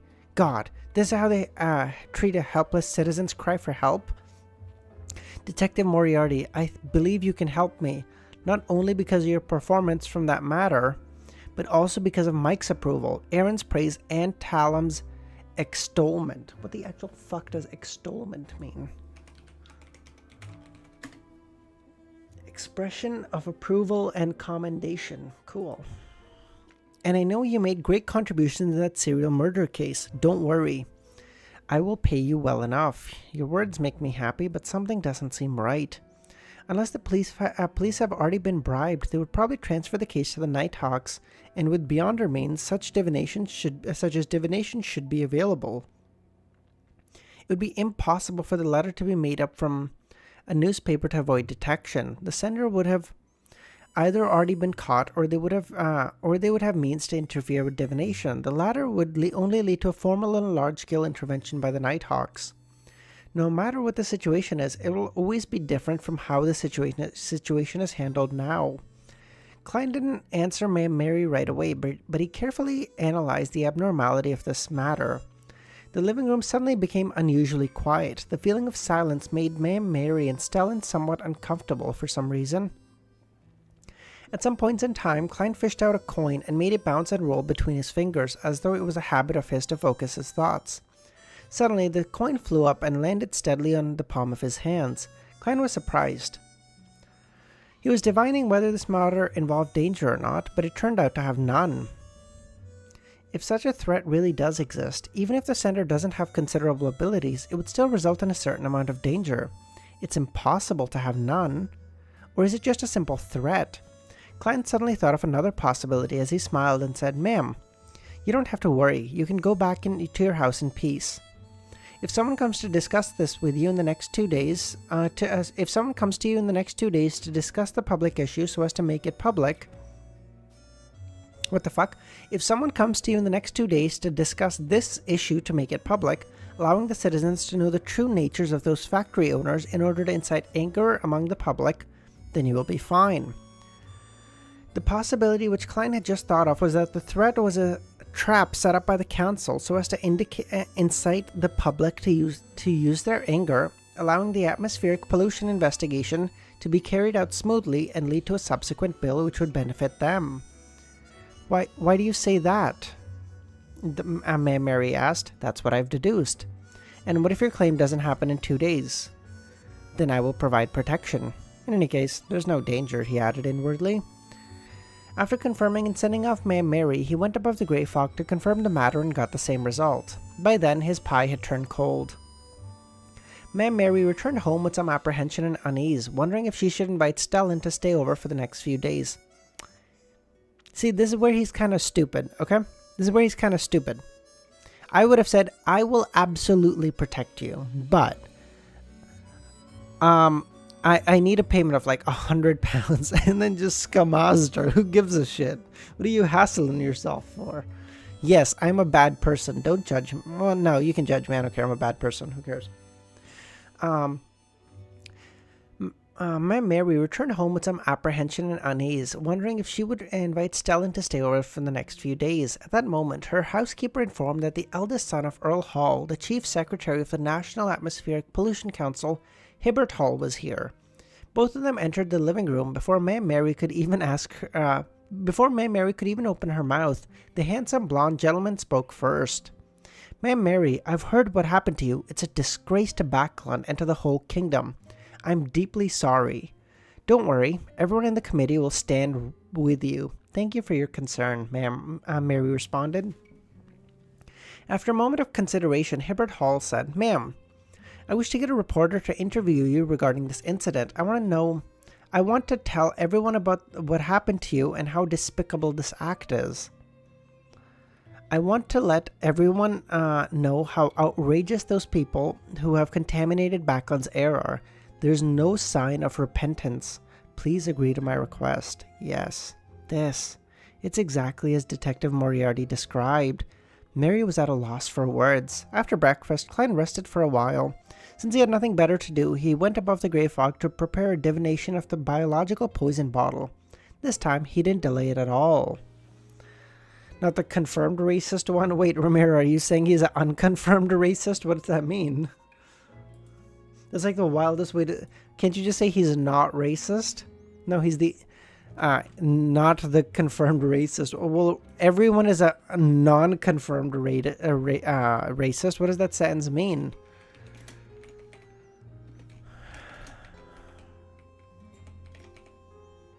I mean, yes, no, I get that. I know the other one is a confirmed racist, but like, you can just say the non-racist one. What do you mean the not confirmed racist one? Everyone who's not a racist is a not confirmed racist.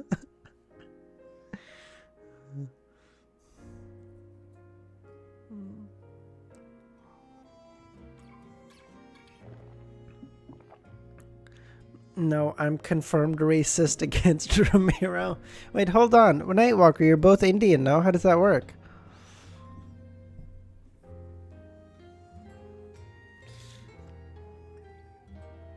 Oh, God. I am official non-racist? No, Yark, no such thing. You gotta remember, man. You are a non-confirmed racist. Oh my god. Someone's gonna be watching this VOD and going, what in the actual fuck is happening here? Ramiro is also confirmed racist against you, don't worry. Ah, nice, yes. The two-way racism. You giveth the racism, you receiveth the racism. Okay, the stone pillars of the ancient and majestic palace supported the high dome. Klein sat at the end of the long bronze table holding a translucent brown bottle, checking it over and over again, but he didn't sense any danger from it. I know, Milosh, I know. Let's begin. He conjured a pen and paper and wrote the divination statement. Its origin, balanced as all things should be. Putting the fountain pen away and bracing himself for a blow, Klein glanced at the paper and the biological poison bottle, leaned back in his chair and entered cogitation while reciting the statement. Soon he entered a hazy gray dream and saw a dark but spacious room. There were king cobras, black windows, and other strange plants and animals in the room. It was messy and a harrowing scene. A middle-aged man in a white coat was standing in front of a long table in the middle of the room. He threw the snake gall and spider venom into a huge black pot that hung from the ceiling.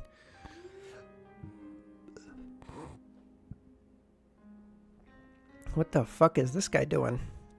In the end, he even put a few of the items that possessed a strong spiritual luster. For example, they would sometimes disperse into a black gas and other times condense into a dark green lung-shaped object. Otherwise, they would be in the form of a tube containing a clear azure liquid or fiery eyes. Ooh. The air around the black iron pot gradually became viscous. It was gathering towards the center, but it was constantly being pushed aside, making it difficult to achieve its goal.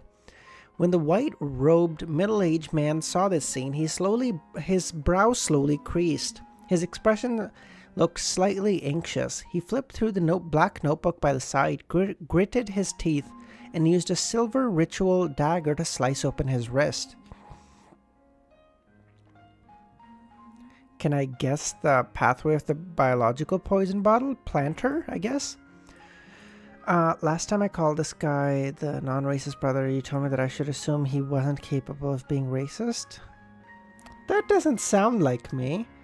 I would have assumed I would have said something to the effect of like, hey, we don't have any confirmation that he is a racist. That feels much more like what I would have said. Justin, how's it going, man? That's a hell of a sentence to walk into, eh, Justin?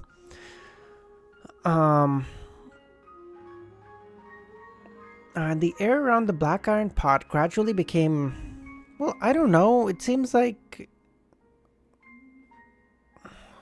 Well, I guess it could also be apothecary, I guess. Apothecary is just pharmacist. Pharmacists can make poisons. Tuned in just in time for the racist talk. Oh, Jesus Christ, don't call it that.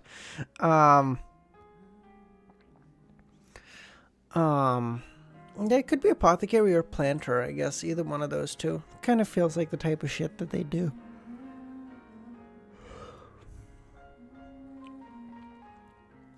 The air around the black iron pot gradually became viscous. It was gathering towards the center, but it was constantly being pushed aside, making it difficult to achieve its goal. When the drops of fresh blood dripped into the black iron pot, seemingly breathing life into its contents instantaneously. Kevin, I don't believe I've seen you here before. How you doing? Thanks for popping by.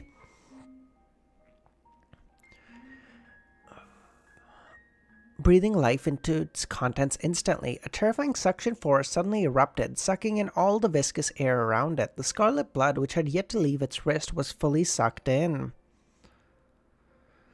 And that wasn't everything. Regardless of how the white-robed middle-aged man struggled to resist, or how he revealed a terrifying expression, he couldn't prevent his body from approaching the iron pot. His body was stretched, his head compressed, and amidst the scenes he was eaten, little by little, by the pot. The hanging specimens, plants, and anything else that could move or be moved all flew into the pot. Brown fog suddenly filled the room, quietly ebbing and flowing.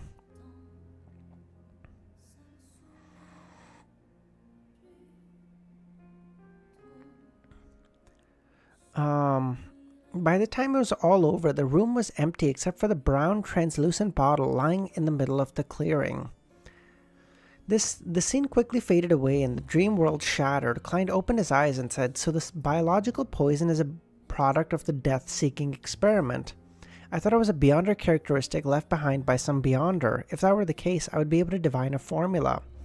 To Klein, a rampager's spirituality and Beyonder characteristic, as well as the spirituality and Beyonder characteristic that was contaminated by an evil god, could be used to divine a formula. Just like the all-black eye which marionettist Rosago left behind. It was all thanks to the isolation effects of the grey fog, and how the mysterious space was able to eliminate negative influences, giving him the ability to court death. Of course, a Beyonder characteristic involved many additional factors. In theory, the chances of failure were extremely high, but Klein only had the confidence to do so after advancing to magician. Similarly, a sealed artifact formed by Beyonder characteristics could also be used to divine the formula for a potion. Can you remember the poison cup from Volume 1 behind Chana's Gate? It was also made of blood and poisoning effects. Poison cup? What the fuck? No, I don't remember it. I'm sorry. Man, I should have really written down the sealed artifacts in Volume 1. Oh well, too late now.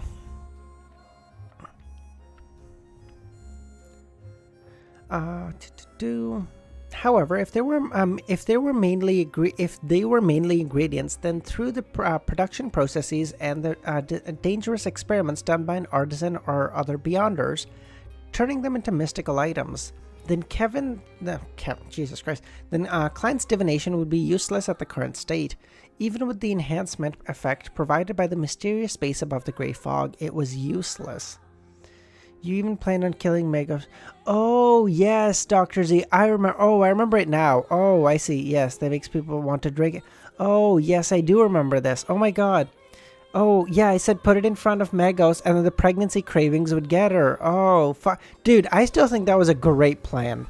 I think if they used that plan, Dunn would still be alive. Call me crazy. I think the pregnancy cravings would have gotten her. Not bad. At least I don't have to worry about the biological poison bottle having any other latent risks. Klein glanced at the werewolf fang and wisely abandoned his curiosity. In Empress Borough, the opulent villa of Earl Hall, Audrey continued her study of psychology. By her feet, her huge golden retriever, Susie, was sitting there, her eyes shining. From time to time, she wagged her tail as if enjoying the scene. Psychiatrist Escalante finished the introduction material and deliberately made a casual remark. Actually, there is such a theory. It's believed that humans would inherit a certain amount of their ancestors' consciousness over the generations, thus forming the underlying logic of one's behavioral pattern. For example, although many people have never seen a poisonous snake, they would instinctively feel fear and wish to avoid it once they encounter one. Not true. Actually, we've done studies on this. The only fears that we naturally have are loud noises and high spaces or like tall buildings and stuff. There's this like scary ass a video of like them putting two babies in the middle of like two really well trained snakes and stuff and leaving them, and the kids are there playing with the snakes because there's no fear. That's fucking crazy. It's so heralding to look at because you're like, dude, this is still a fucking animal. What if it just loses control?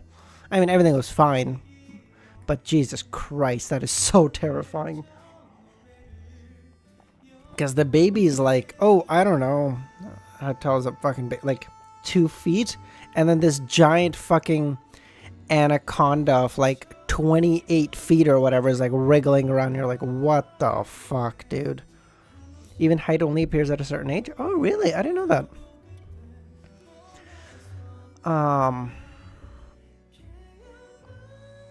And why is that? This is theorized to be an instinct that we inherited from our ancestors, something that is hidden in the deepest recesses of our consciousness. In ancient times, people constantly fought with poisonous snakes and all kinds of ferocious animals, and they gradually carved this memory into the consciousness and passed it down. This is Nightwalker. I can't imagine that's true, dude. I can't imagine that fear is not fully developed in kids. That feels wild to me. I don't know. Just off of like base understanding, it feels like that would be one of the few key things that your brain development would focus on early on. I don't know. I'm no expert by any stretch. You could be right. It's just, it feels like developmentally, that's one of the key things I would want to develop right away. I'd be like, holy shit, everything else can come back later.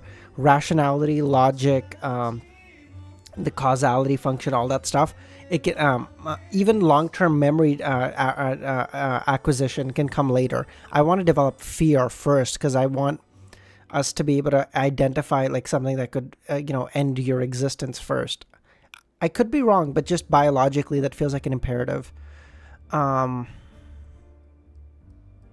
the fuck was I? How does it get passed down? Audrey asked. Escalante, with her long hair reaching her waist, laughed and said, that's a very good question. Some people provide explanations that involve a theory that everyone's consciousness is actually connected at the lowest level. It is one's entity, and the traces and characteristics left behind on this entity will affect the consciousness that solely belongs to them.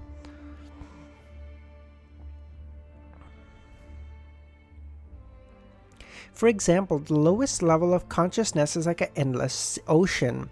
Our unique consciousness would be the island situated on the oceans and split into 2 parts. One is hidden under the water, which is the subconscious, which is higher in both quantity and size. The other is the exposed part of the ocean, the superficial consciousness that can be detected. Oh, we've heard like, I came out of the womb with a yearning to praise the true creator. Did you know children need to develop a sense of self, like what they from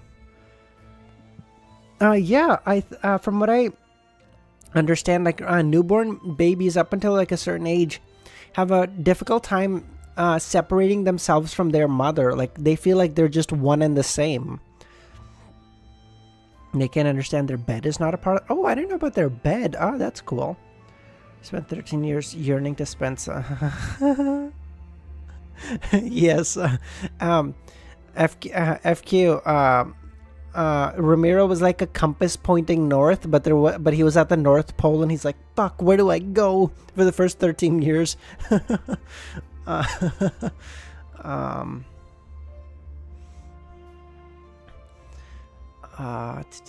Wait, okay, so this is like a expansion of a theory we've already read, because I remember drawing some dumb fucking oceans and islands and shit.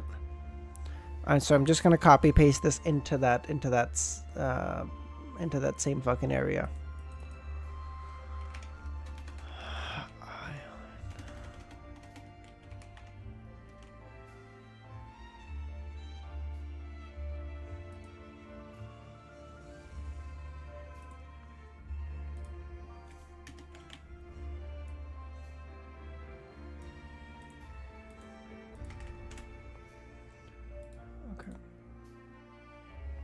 Seas of collective consciousness, yes. This is the axiom on which the school of thought of psychology. Audrey glanced at Susie, stroked the golden fur of her neck, and said, so we can use this connected ocean to influence the consciousness of others and achieve the goal of curing mental illnesses? This is the mysticism foundation and the beyonder powers of a psychiatrist, but it doesn't seem enough and is lacking something. For example, the sky above one's head, the sky which shrouds everything. Audrey curiously thought as she wore a confused look of enlightenment. You're really talented in this area, Escalante praised in delight. However, we can only affect a portion of the surrounding oceans, and through it, we can affect those who are close to us. If we venture deeper into the ocean, it'll be easy for us to lose ourselves. She looked up at the ornate and complicated clock on the wall and said, "Time's up. This is the end of today's class. Miss Audrey, if you're really interested in the psychological school of thought, then we can continue talking about it next time." All right, Audrey stood up and bowed. Interesting. So, but I would assume like a demigod or something would be able to venture deeper into that ocean because they're a demigod. That partial divinity would be able to protect them from losing their sense of self, maybe to a degree.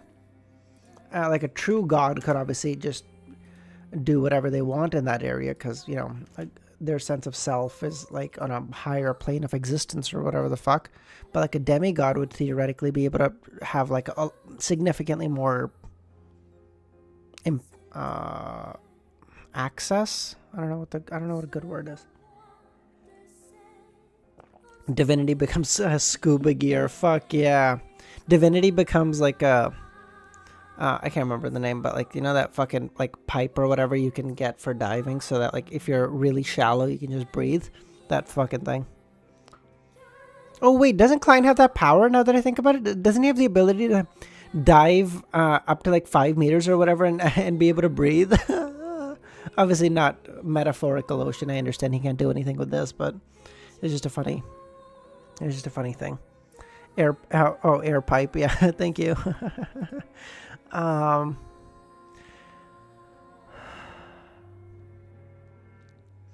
All right, Audrey stood up and bowed. Watching Escalante leave, she nodded in thought. Ma'am Escalante doesn't seem like a real psychiatrist.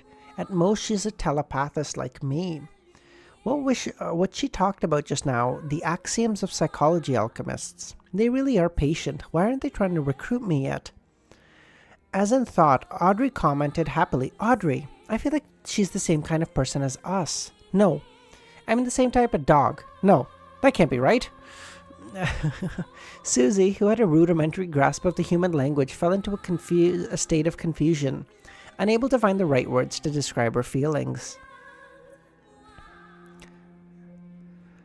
South of the bridge, Rose Street, outside the Harvest Church, Klein in his normal disguise looked up at the sacred emblem of life on the facade, held his cane, climbed the steps, and climbed through the main building. "Nagito, how's it going, man? Wait, I thought you had an exam. Are you done?"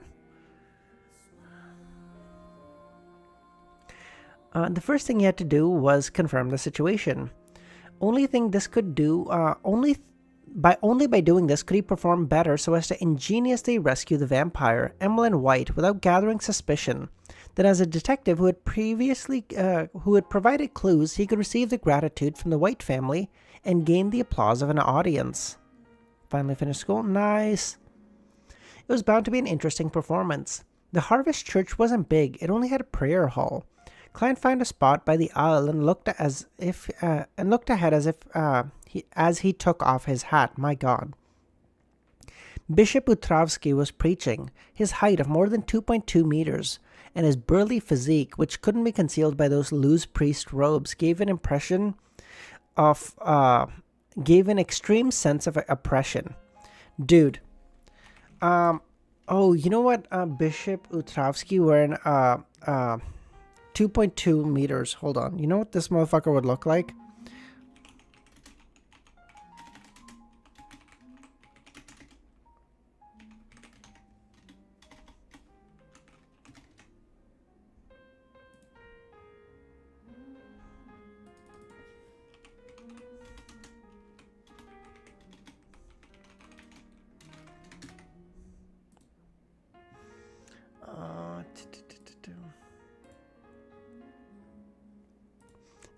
Fuck's sakes. This is what this fucking guy would look like. Just fucking yoked out of his goddamn mind. Jesus. Look at this. You think those suits are hiding the fact that you're fucking Jesus.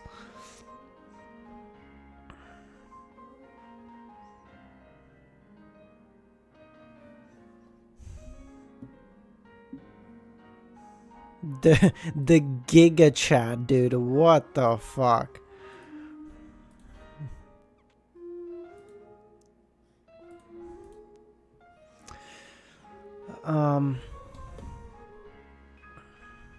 However, his expression was that of extreme gentleness, filled with appreciation and gratitude towards life. In front of such a priest, no one dared to cause a ruckus. The few believers quietly listened, occasionally making the prayer gestures unique to the Church of Mother Earth, or the Earth Mother, rather. Klein watched carefully, waiting patiently, neither conceited nor rash. As the sermon ended, he gripped his cane and prepared to get up to proceed with his subsequent plans. At that moment, a man wearing a priest robe from the Church of Earth Mother entered the door that led to the room at the back of the cathedral. He looked 28 or 29 years old, had black hair and red eyes, possessing a high nose and thin lips. He was handsome, but didn't give off masculine vibes. He was none other than Emilyn White. Okay, there you go. Now you can send Emilyn White. Now you can send Emilyn White thing. Art. My exam was at 8 a.m., but I had to stay at school. Wait, what? Why did you have to stay until the school day ends? Did you not, like, did you have other classes and stuff? Or were you just sitting around twiddling your fucking thumbs? Klein's mouth gaped a little as he nearly failed to close it. Isn't this the guy who's supposed to be locked up in the basement? Wasn't he shouting about how determined he was and that he absolutely would not submit to Bishop Utravsky's will? Emilyn White distributed the communion to one believer after another, and he finally stopped in front of Klein. Klein's mind whirred, and he immediately said in a low voice, "Are you Emilyn White? Your parents entrusted my friend to look for you. Why are you here? Did you encounter something? Are you in need of assistance?" Emilyn White didn't seem to have a unique pride and said with a smile, "There's no need. I will be returning home soon." He pursed his lips and forced a smile. "I am already a believer of the Earth Mother. No. A priest. Jesus Christ, what did Utravsky do to this man? Did he fucking torture him? That sounds like a broken man."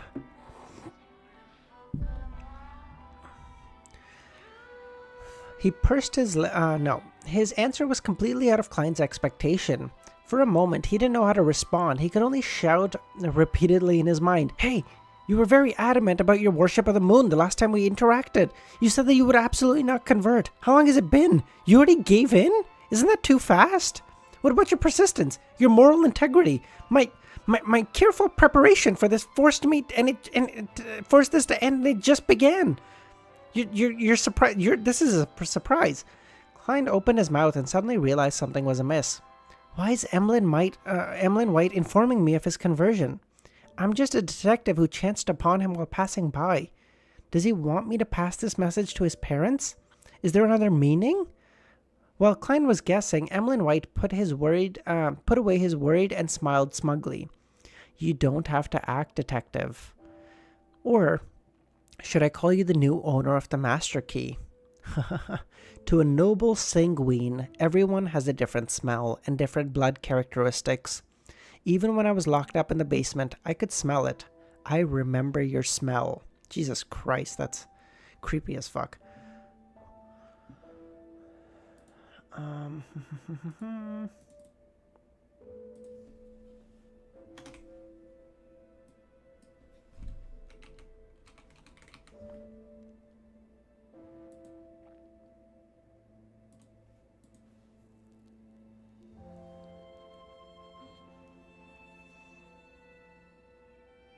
He just gave him a lot of hugs. Like really tight hugs. Like crushing his fucking ribs maybe, yeah.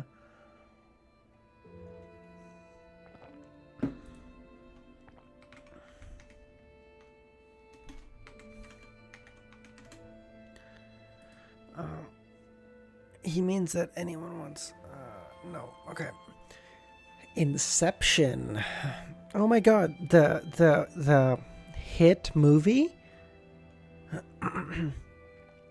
I've been recognized. Klein instantly fell into a shock as he nearly entered combat mode. Even if he didn't use his spirit vision, he could tell that from Emilyn White's tone and words that he wasn't lying.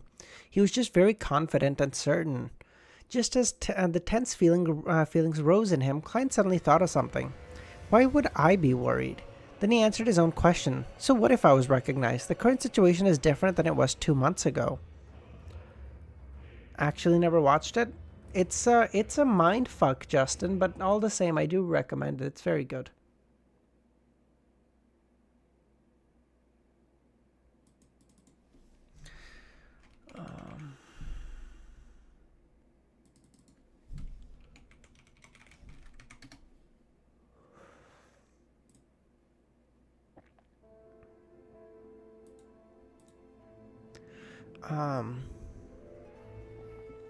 I was left flustered by the incident with the ambassador in front of the official Beyonders. I was rushing around, trying to grasp at every possible straw.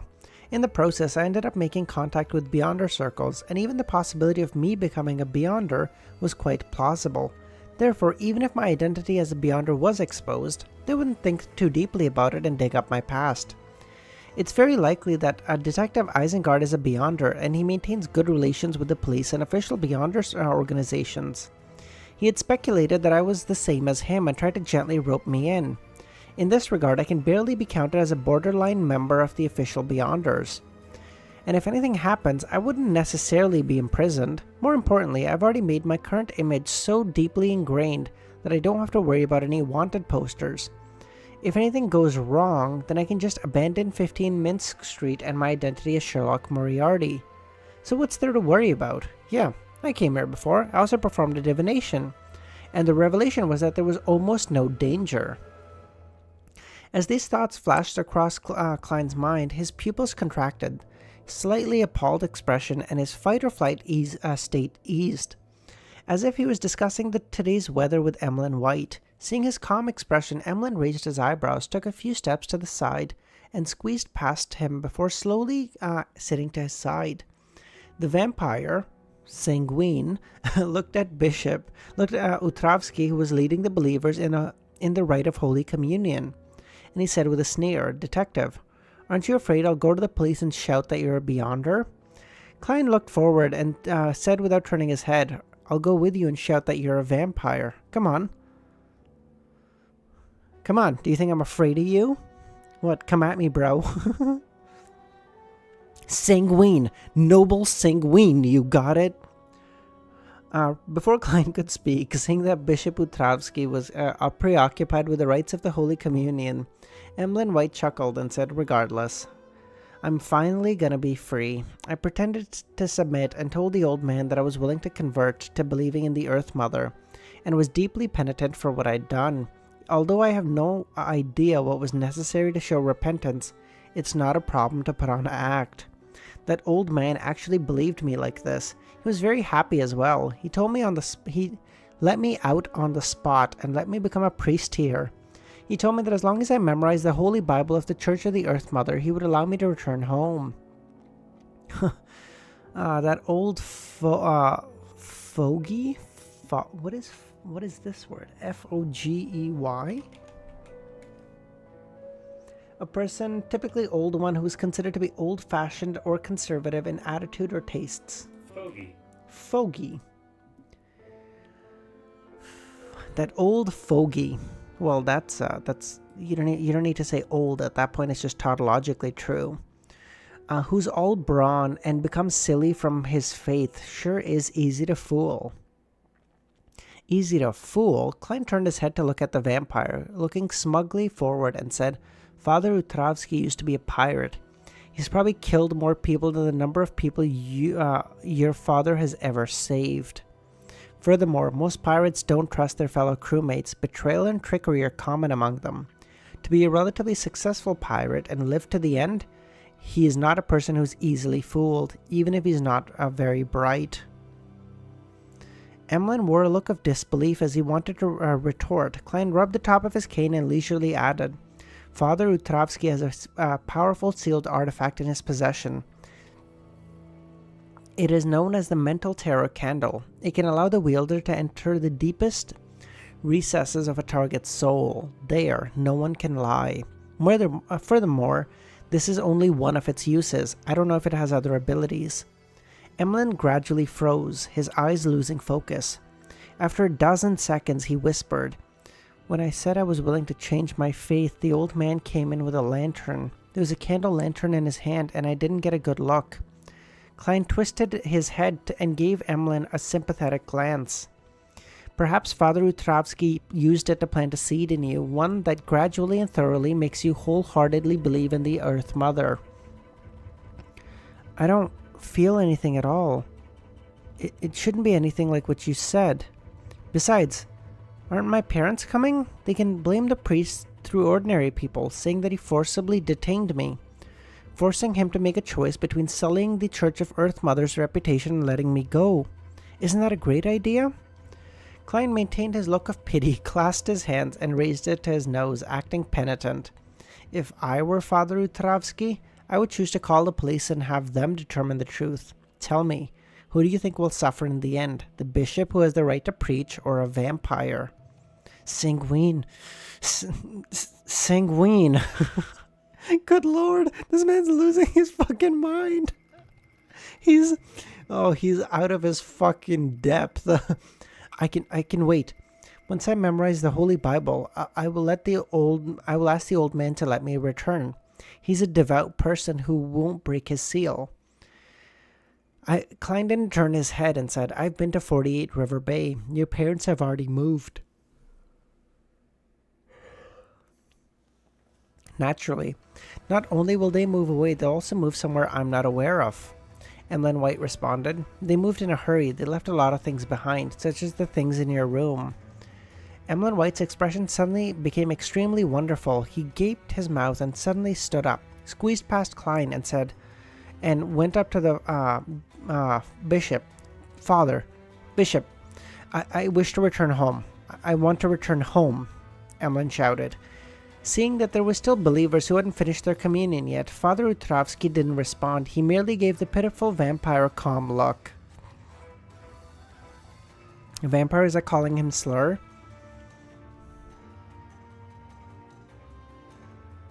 Yeah, but I feel like given his current predicament, he shouldn't exactly be mainly focused on, the fact that someone called him a mean word. I think he should probably be concerned with the fact that he may never get to go home or find his family or believe in whatever the fuck he believed in. Emilyn quickly shut his mouth and became quiet. He paced back and forth, looking anxious. Smiling, Klein stood up, took his cane and hat, and strolled down the aisle to the front pew of the cathedral. He cares more about his dolls. Evidently, he's a prideful lad. Yes, he is clearly a prideful lad. I will give you that.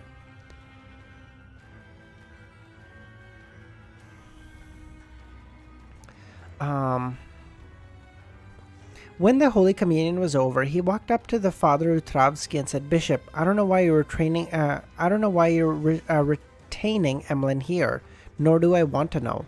I know only one thing. His parents have entrusted me to take him back. If this giant-like priest agrees to my request so easily, I can only light a vigil candle for this vampire, Emilyn. No, I'm sure he'll hate candles from this day forth. It's best to mourn him." Father Utravsky looked at him and said, "Emilyn can return home at any time." By the way, what does it say about Klein, given that he knows that Emilyn hates Emilyn hates to be called vampire, and he refuses to call him anything else? If you guys are saying it's like a slur to him, then shouldn't we treat Klein like a man who says slurs to people because he finds it more preferential?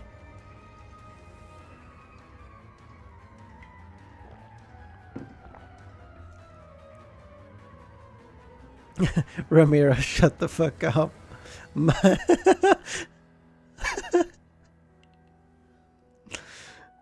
Confirmed racist then? I'm curious. Would vampires be considered a different race or a different species? I guess it would depend on if they can interbreed with us, but Well, I guess no, not necessarily. They can interbreed with us and still be different species. Interesting. I don't think Klein knows the meaning of the word in this world, just like you. Well, be that as it may, I don't have to know the etymology or the description of a word um, before I don't say a thing if I know it hurts someone else, right? Like if someone, let's say, if someone new moved to like North America and didn't understand like the negative connotations for whatever reason, let's say of the N word, and you know, and for whatever reason they said it once, and someone said like, hey, we don't say that. He wouldn't be like, well, I don't know why we wouldn't say that, so I'm going to continue saying it until someone explains it to me. He'd probably just be like, oh, I'm sorry, I didn't know, I didn't mean anything by it, right? I would assume that's how that conversation would go.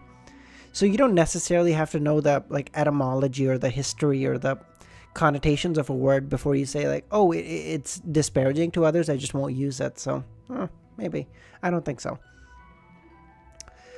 Klein gave Emilyn White a glance, raised his right hand, and tapped his chest. He wanted to gesture the sign of the crimson moon by tapping in a clockwise fashion. But in the end, he forced himself to draw the triangular sacred emblem. Dude, I feel like Klein is going to be hated by all the deities by the end. Because he supposedly believes in the Evernight goddess, but constantly keeps doing this triangle bullshit. Emilyn became rather anxious from the look Klein gave him. Without a word, he rushed to the door of the cathedral and left without a hitch. Klein followed him at a moderate pace without any signs of anxiety. After proceeding forward in what seemed like a jog, Emilyn suddenly slowed down and said in a daze, I feel like I'm starting to miss the Harvest Church. The feeling of memorizing the Bible, the sacred emblem of life. I wish to return to clean and tidy the place. It'll only take an hour. An hour. Holy shit, what did the bishop do to this man? What did he do? Oh my god. This man's cooked. He said, oh my god, I want to clean the church. Dude. This planted seed is even more vicious than I had imagined. No matter where this vampire goes, he will return to the Harvest Church every day and work for an hour. That's quite alright. At the very least, the seed which was planted didn't change Emilyn's faith. In a way, he's showing him respect, but why did I use the word respect? That candle is called Mental Terror Candle, and it's said to be from a dragon. The spectator pathway is rather scary. Klein tapped his cane and said, do you need me to remind you? Oh, I guess this is what it means, right? As a what I assume is a higher level thing, as a higher level sealed artifact of the spectator pathway, it's able to use the joint or the consciousness or the whatever the fuck it called it to impact like the feelings of someone else and then cause them to do other stuff. So you're telling me like a high sequence or like a higher sequence beyonder of the spectator pathway can do a similar thing? Oh, like that's dope as fuck. Oh, the Sea of Consciousness. Yes, thank you, username. Thanks for popping by. How you doing? There's no need. Emilyn's expression distorted as he angrily said, I will fight this feeling. I'm going to move to Midseashire, Faceac. I don't believe that I'd still wish to return when I've left Backland. I doubt that there's like a fucking AoE radius on it, bro. He gritted his teeth and said, and suddenly exhaled. Let's take the carriage back to River Bay Avenue. All right, Klein responded nonchalantly. After a few steps, Emilyn stopped the rental carriage. Just as he was about to board the carriage, his back stiffened for 2 seconds. Then he said so quietly that Klein could barely hear, I don't have any money on me. I do, Klein smiled. Emilyn stopped talking and got onto the carriage. Klein sat across from him as the carriage began to move off. He asked, as if in thought, your father's a doctor, one that possesses outstanding skills in drugs and medicine? Although he was listless, Emilyn raised his chin out of habit. That is the gift that we sanguine enjoy. The most outstanding potion masters are all from the Sanguine. Is that so? Klein whispered to himself. His thoughts are a mystery. Emilyn said after a moment, "Write to your friend and tell him that I have returned to River Bay Street. My parents will come looking for me." "All right," Klein simply answered. Wouldn't it just be easier if he just took this man to... Oh my god, Isengard, and then Isengard can just take him to his clients, because Isengard would know where his clients live, I presume. Or at least have a way to contact them. After 20 minutes, the carriage pulled into the River Bay Avenue and stopped in front of Unit 48. After paying the fare, Klein got out of the carriage and saw Emilyn White look towards the bedroom, his expression becoming abnormally excited. Restraining himself, the vampire pressed his hand to his chest and bowed deeply at Klein. "In any case, I must thank you." Klein revealed a smile. "Take notes, all sanguine and vampires are good potion makers?" "Oh, okay, sure." There's no need to thank me. The bounty reward of finding you and the transportation fees will be obtained from your parents. Also, you have to concoct a medicine with beyonder effects to help me treat a patient. That is the reward your family should pay." Alright, dope. Oh, so now he has a apothecary friend, basically. Because he can get his dad to help him and at least be on friendly terms with his dad. Hold on. Where was it?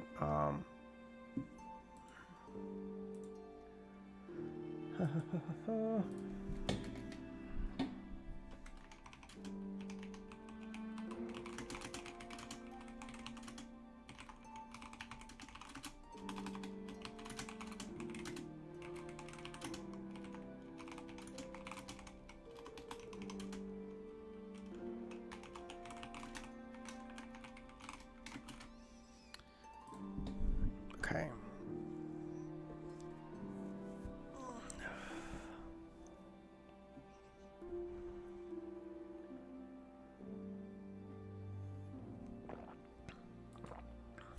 $370. The audience's applause.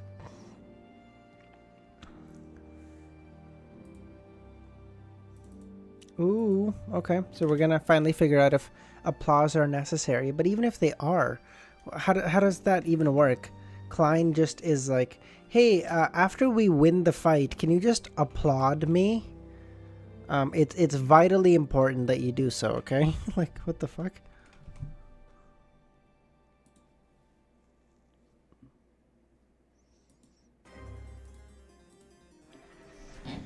Okay, bounty reward, transportation fees, and medicine with beyonder effects. Emilyn White was left momentarily dazed when he first heard this. This was not the answer that he had expected. "What about your gentlemanliness?" the vampire thought in shock. "As a detective, abiding by clear accounting principles is necessary. Besides, you've already delayed my visit to the Quaylock Club. I don't know what food they've offered in limited supply for the past 2 days." Klein looked at Emilyn White as he joked and lampooned silently. Okay, sorry guys, give me 2 seconds. I'll just be right back, okay? Give me 2 seconds.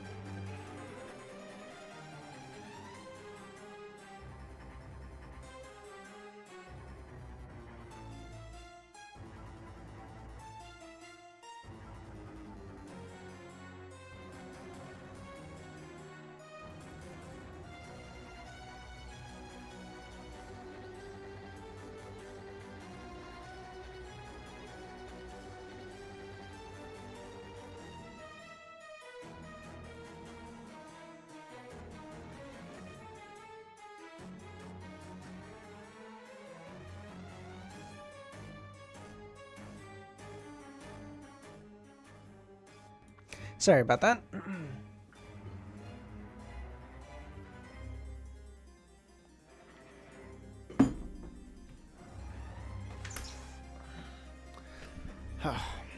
It was just getting really cold in my room, and I was wearing shorts, and I was starting to get cold as fuck. Yeah, dude, he's 9 hours. He is... How he was able to read that many chapters in one sitting, I'll never know. Okay. After a few seconds, Emilyn forced a smile and said, I have to see the patient before I can concoct the appropriate medicine. From your tone, you sound really confident, Klein nodded. He then thought of a problem. The White family seems to be a family of outstanding potion scholars. If I were to be injured or poisoned, then I can come to them for treatment. Wouldn't all my efforts of going out of the way to get the apothecary formula from Father Utravsky be for naught? I no longer need to nurture another aide that's good at healing. Reality sure does change faster than a plan. However, it's not really a waste either. I made my investment back from Miss Magician. For things like formulas, as long as it exists, it will always be valuable.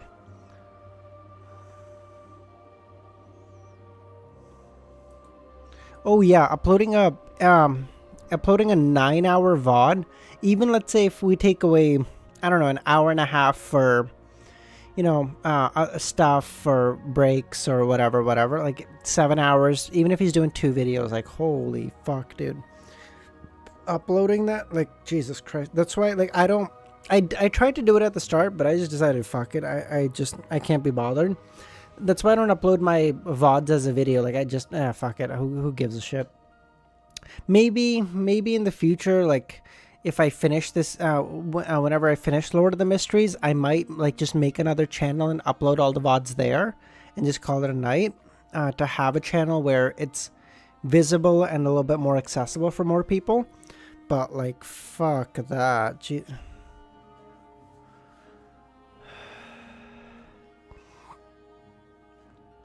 Kind of, Dr. Z, but the problem is compression always decreases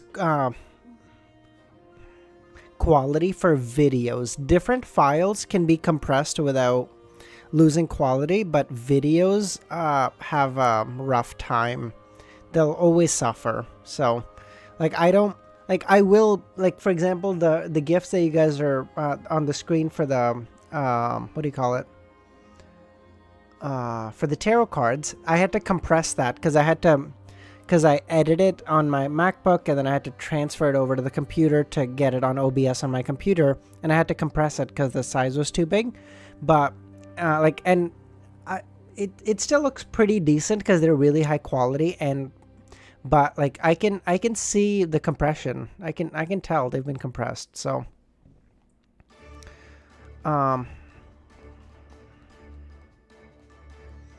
man, so did, like, he even understand. For the most part, is okay. Good man.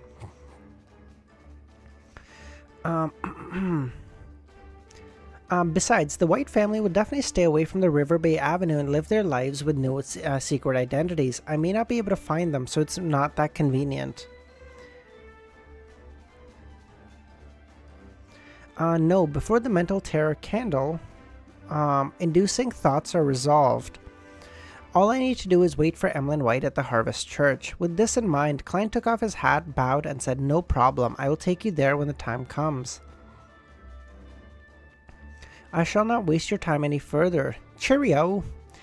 Emilyn White's expression changed as he hesitantly said, If you can remove the effects of the mental terror candle, then you will receive a greater bounty. And the friendship of a sanguine. I'm a magician, and I possess the sun brooch and biological poison bottle. I'm only limited to mediumship when it comes to the aspects of one's psyche, so what can I do? Amongst the people I know, only Miss Justice is a close match, but she's only a sequence 8. Unless you change your faith to the fool that doesn't belong to this era, then we might be able to find a way to use the knowledge recorded in the Book of Secrets to help you through this problem. Speaking of which, vampires seem to be worshippers of the primordial moon, which is similar to the Shaman King and the like. Could the ancient god recorded in the City of Silver, the vampire ancestor Lilith, be the primordial moon? That's really good. The monitor can't handle 4K, unfortunately.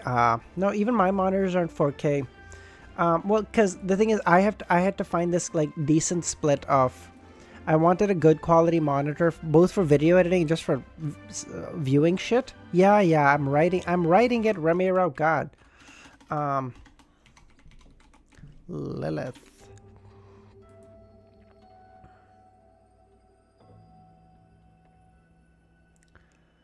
Um...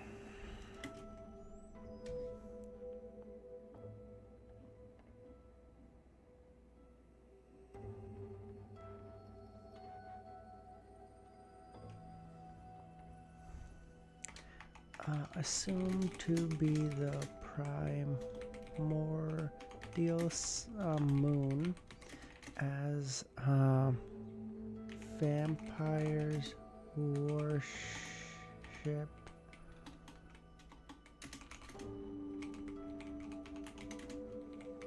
I swear, when I read primordial, I instinctively thought of demoness, and I was like, are you fucking telling me the vampires pray to the demoness? That sounds so fucked, but never mind. I have like 144 hertz 1440p monitors because I like 4K, like I don't know, my GPU can't handle 4K gaming, so I was never going to do that. So 1440 was a good good middle ground. I'll keep an eye out for ways to help you, Klein nodded with a smile. My eyes are usually really good and my number's quite low. Oh, yeah, no, I have that same, my number is really small, but like I have glasses. I'm nearsighted, I think is, like I can see close up just fine, like reading or whatever is fine, but like looking far away, I need glasses. If it wasn't for, Emilyn White nodded and didn't say anything else. He impatiently turned around and rushed to the door. If it wasn't for the fact that the carriage driver was still nearby, he would have spread his black bat wings and soared to the second floor. Wait, do vampires have wings? He rode back in the same rental carriage and arrived at the steam metro not far away. He then made a transfer and returned to the Sherwood Borough's 15 Minsk Street. Before entering the room, Klein, who had become accustomed to opening the letter box, checked for letters. To his surprise, there really was a letter. There was no stamp on it. It was addressed to Detective Moriarty, signed off with Jurgen Cooper. Lawyer Jurgen? Klein opened the envelope and tore it open to see. Under the light of a street lamp, he saw a piece of paper and 2 bills.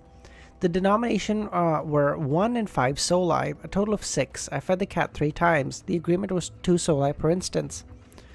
Very good. As he unfolded the letter, he read, Detective Moriarty, thank you for taking care of Brody over the past few days. This is the reward you deserve. I rang the doorbell twice and found that you weren't home, so I could only put the payment in an envelope in your letterbox. As I might not be able to come back until tomorrow evening, I might miss the verbal agreement which my grandmother promised tonight. As a lawyer, I value the validity of verbal agreements and hope that it will be carried out strictly. Finally, thank you once again, Lawyer Jurgen Cooper. Mr. Lawyer, your gratitude is so dry and boring that it's even inferior to Brody's, but the explanation of your behavior is very detailed. It really fits the Jurgen style. But why place it in my mailbox? If this were Earth, in the time before I transmigrated, I might not even look at the mailbox downstairs for months. Yeah, but we have email now, so there's a difference. Klein took out a sheet of paper and wrote to Detective Stewart. After writing the beginning pleasantries, he wrote after some deliberation. I found Emilyn White at the Harvest Church near Tudova Street. It's a very small cathedral belonging to the Church of the Earth Mother. It isn't very common in Lone. Emilyn White claims that it was because of certain matters that he chose to run away from home. Afterwards, he was taken in by the bishop of the Harvest Church and stayed there, becoming a volunteer. Thanks to my persuasion, he has returned to 48 River Bay Avenue. However, he might visit the Harvest Church often to volunteer for work. When that was done, Klein read through it, put down the pen, and neatly folded the letter, rummaging around for an envelope, but he didn't affix the corresponding stamp. He planned to hire someone to deliver it directly to Stewart the next day. If he were to go through the kingdom's postal system, even if the letter was put in the mailbox now, it wouldn't get taken by the postman till tomorrow. Then there would be a process of sorting and delivering it. So even though he was in the royal capital of Backland, Stewart would have to wait at least until the day after the next before seeing the letter. Only then would the Whites be notified. During this period of time, Emilyn White was a penniless guy with only his dolls. This is also for the sake of receiving payment early, Klein chuckled. On Wednesday afternoon, after spending 2 solai and entrusting a rental carriage to deliver the letter, Klein brought some of the main ingredients for Desi seafood rice, intending to cook fried rice today. He couldn't help but swallow a mouthful of saliva when he thought of the pearly white rice. After spending some time, he finally cooked up a pot of the fragrant fried rice and with bacon and black tea after going through all sorts of hassles in the kitchen. It was so delicious that tears almost filled his eyes. It truly is a moving and nostalgic taste. After eating 2 large plates of the fried rice, Klein sat down and rubbed his belly. As Emilyn's situation had too many twists and turns, his performance had already ended before it even began. He couldn't achieve the desired goal, thus he could only look around for an opportunity to take the initiative for a performance. However, Klein still benefited from this. Failure was also an experience, helping him understand at least one thing. Unlike ordinary magicians, my performances not only has aides, but also has enemies and participants. Their reactions and choices are similarly affect my development. I have to consider all of these elements ahead of time. This is also a lesson. It's better to be taught over a trivial matter than to be schooled when facing important matters. Klein looked at the empty plate in front of him and contemplated what other performances he could initiate. After a moment of serious consideration, he realized there wasn't any. Of course, it wasn't absolute. There just weren't any suitable things for him to do now. For example, Klein had always wanted to take care of that evil spirit in the 4th Epoch ruins of the Tudor dynasty. But even if it was Sharon, who had the Scarlet Lunar Corona, and Merrick, who had the Rampager Beyonder characteristic of a Wraith, Klein didn't think that they would be able to fight against a high-sequence monster. It was even possible to end up dead before even knowing why.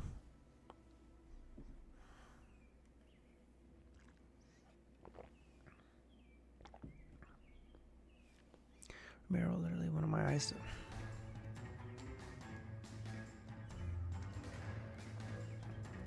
Nagito is secretly Ink's child. He's the son of Ink's Zonquil, Nagito Zonquil.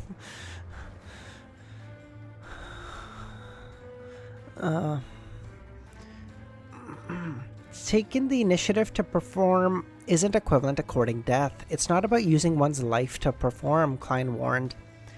There was something else he wanted to do, but he didn't think there was much of a chance. It was to find that strange child, Will Ossepton, who had brought bad luck to the surgeon, Aaron. Klein had always been interested in tarot cards, in which the child possessed. He wanted to confirm if it was a mystical item. Unfortunately, this case had already been taken over by the Nighthawks, and Klein didn't want to get involved with his former colleagues. I'll wait for Dr. Aaron's break time before heading to the Quelaw Club and ask about progress. Then I'll decide what to do. According to what he knew, Dr. Aaron was usually free on Friday afternoons and Sundays, in which he would play tennis at the Quelaw Club. Klein also confirmed one thing through today's Backland Morning Post. There would be a Beyonder gathering tomorrow, organized by the Eye of Wisdom. I can't sell the werewolf Beyonder characteristic or the biological poison bottle for the time being. I can't even find someone to turn the former into a mystical item. The high-sequence Beyonders of the Rose School of Thought are still definitely active nearby, filled with rage. I bet they can't wait to find Sharon, Merrick, and their helper before tearing them apart. I have to keep a low profile for the time being. Klein picked up a napkin, wiped his mouth, and began to clear the table. He wanted to rest for the day and go to the Quelaw Club for a leisurely day without taking the initiative to perform, but then he recalled the Amon avatar who attempted to penetrate the grey fog, and he recalled the role that the Book of Secret had played in that harrowing moment. Klein lit the fireplace in the living room, brought the Book of Secrets back to the real world, and concentrated on reading, studying, and taking notes. Of course, he would later burn the corresponding notes above the grey fog. It was already noon before he realized it, and he suddenly heard the doorbell ring. After hiding the Book of Secrets, Klein entered the living room and went straight to the door. The visitor was the thin-bearded Detective Stewart. He looked at Klein and said, "You really are a great detective with abundant resources and channels. You were able to solve this kind of case without any clues. Why do I feel like a slight change in my spirituality? It seems like the potion has been digested a little. In other words, my performance still enjoyed some limited success, but there's only one person in the audience. And only he was fooled into seeing the wonderful outcome. An audience's applause really is effective. Klein was startled before he revealed a warm smile. Okay, yeah, but how does this help you? What happens? Like, are you telling me after a fight you're like, oh my god, would that work? Could he just do something for Merrick, do like a really small thing, and then have Merrick have his zombies clap? And then the zombies would be part of the audience, and then bang. This motherfucker's just, he's digesting the potion quick as fuck. Alright, 3 more chapters. We're doing good.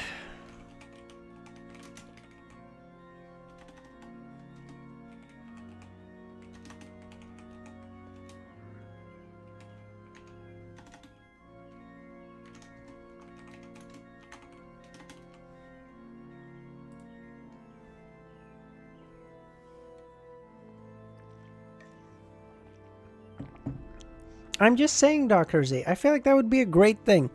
It wouldn't negatively impact anyone, like no one has to pretend to give a shit or whatever. But Klein gets to digest his potion quickly. It doesn't really cost anyone anything. We're fucking chilling. And Merrick owes him, and Merrick and Sharon owe him one. Like, yeah, they gave him spoils, but like, really, it wasn't. I mean, I saved your fucking life. You're helping me out, motherfucker. No shot. No, it's just good luck. God was watching over me. Klein modestly stepped aside and invited Stuart in. What he said was the truth, and this matter did involve good luck. Long before Stuart accepted the mission, he already knew where Emilyn White was. Stuart shivered as he took off his coat and hung them on the rack in the hall. The darn weather is getting colder.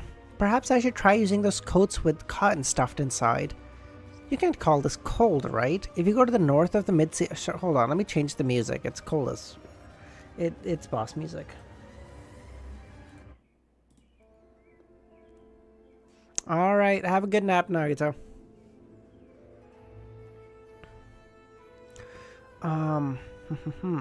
If you go to the north of Mid-Seashire and live in the winter county for a day, you'll understand what true low temperatures and true winter are like, Klein chuckled.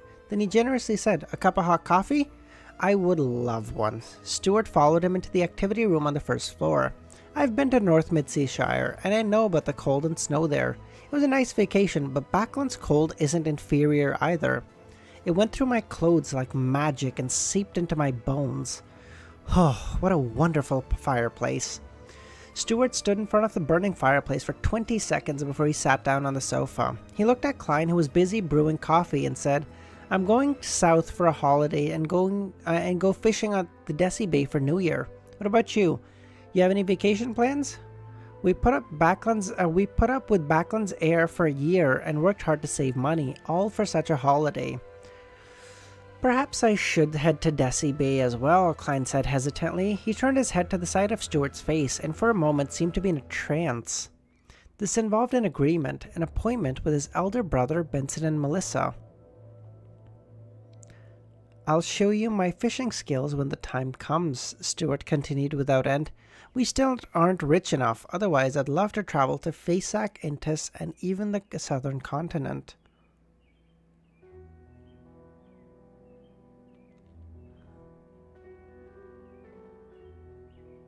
Alright, thanks for popping by, Romero. After he finished making coffee, Klein handed the man a white porcelain cup. He took 2 steps back and sat across from him. Holding the cup in his hand, Stuart took 2 deep breaths of the fragrant and warm steam.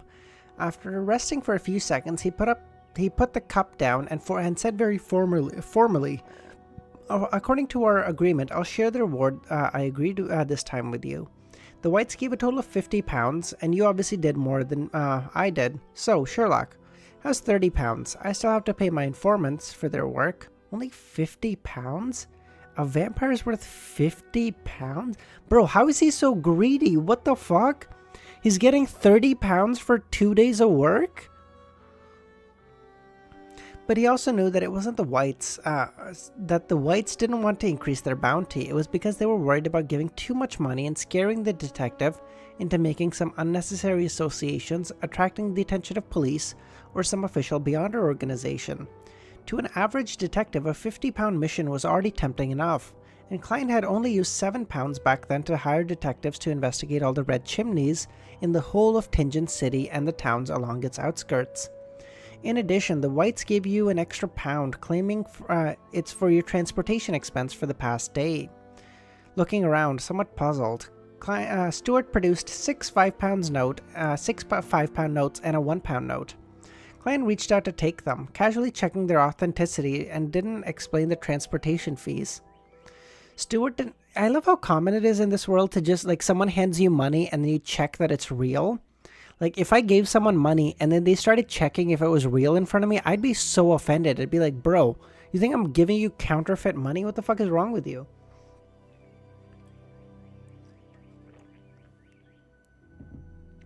But like at every store, everyone always does this in this world. So I guess it's like super commonplace, so no one is bothered by it. But like if it happened here, I'd be so pissed. I'd be like, dude, what the fuck? Stewart didn't ask any further questions and instead said, apart from Mr. Stanton, you're the best detective I've ever met.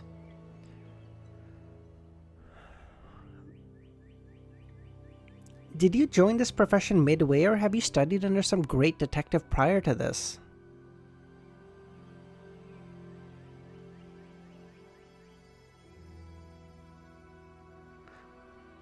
Wait, who is Stewart again? Am I misremembering? Who the fuck is this guy? What great detectives have I studied under? There's quite a number. There's Sherlock Holmes, Hercule Poirot, just another detective. Oh yes, thank you. Yeah.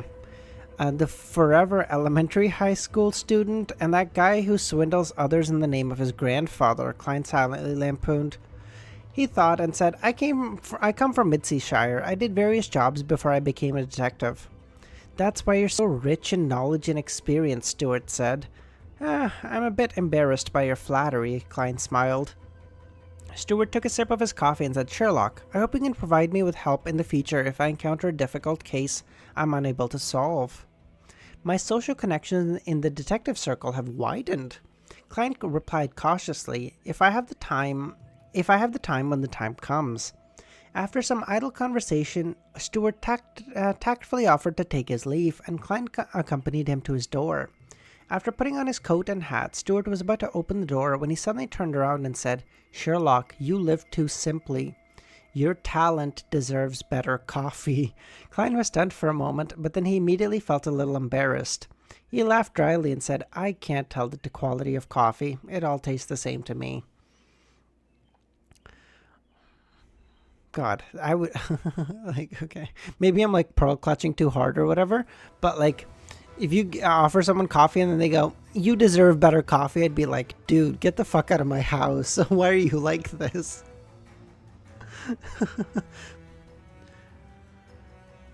After sending Stewart off, Klein went to the butcher to buy a few ox bones and some beef. He went to the vegetable shop to buy some ingredients such as a white radish, rounding up all the required condiments.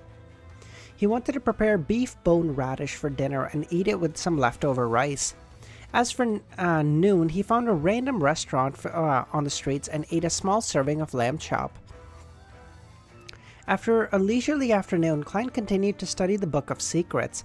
The more he read, the more he realized that he knew little about mysticism. Fortunately, he had a solid foundation. He quickly grasped many things once he came into contact with them and pondered over them. In the evening, he smelled the tantalizing fragrance of the beef bone soup. And his Adam's apple bobbed up and down twice. He heard the doorbell again, as though it was a bugle to signal dinner time. He gulped his saliva, Klein walked behind the door, and reached for the handle. The image of the visitor naturally appeared in his mind. It was a handsome but not masculine red-eyed vampire. Emilyn White. There's no need to rush him at all. What a man of his word. Klein opened the door and smiled. Good evening, Mr. White. Emilyn raised his chin, letting his impatience show in his expression. He was about to say something when Klein looked at his brown clerical robes and said, with a knowing smile, "You just came over from the Harvest Church?" Who was the one who said he could resist yesterday? Unable to maintain his gentlemanly demeanor, Emilyn gritted his teeth and said, that old man. The old man. Damn it. How do we get rid of this inducing suggestion? Before Klein could reply, he patted the clothes on his chest and said with a stern face, "Take me to the patient. There's a good dinner waiting for me." As he spoke, he sniffed indiscernibly as if he smelled something. Klein picked up his coat and hat without saying another word. "All right, I'll take you there now."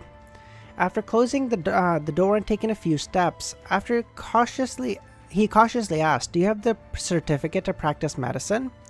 "How else am I supposed to convince Lawyer Jurgen to allow Mrs. Doris to take the medicine?" Emilyn looked up at the 45-degree angle and said, "I don't need those papers to prove my ability." Klein frowned and said, "It's too simple. I obtained it easily by going through the process." This tone makes it sound like he's rather proud of receiving a certificate for practicing medicine. Klein smiled without a word.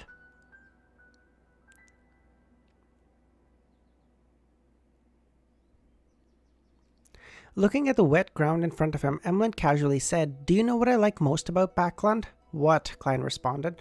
"Oh my god, dude, Klein is so sweet. I didn't know he was doing this for Jurgen's grandmother. That's really sweet. Oh my god. Good for him, dude."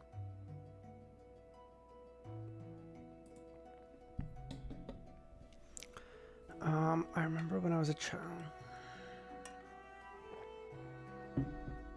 And everyone checked for a few months. It had 2 extra zeros compared to the normal money we had back then. Jeez. Man. Wait, you're telling me inflation got bad enough that they had to increase a note by 100x the value of previous notes? What did the fucking...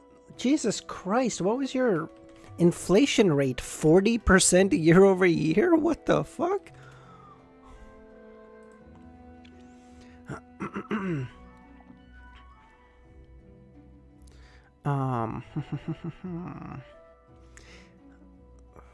Looking at the wet ground in front of him, Emilyn casually said, "Do you know what I like most about Backland?" "What?" Klein replied. "The persistent gloomy sky with fog that blots the sun. This allows me to go out during the day without feeling too much discomfort. It's great, except for the air. In other words, the sun would deal certain damage to vampires. Fortunately, I thought of this yesterday and didn't bring the sun brooch with me. Otherwise, I wouldn't be able to communicate with Emilyn." Klein seemed to gain an understanding. As they conversed, they had already arrived outside of the Jurgens. Klein went up and rang the doorbell. After a while, Mrs. Doris said with a pleasant surprise, "Mr. Detective, I wasn't expecting you." "No, there were one with one more zero, but it wasn't used that much." "Oh, okay. Inflation over the past 15 years has been 20%? Hold on.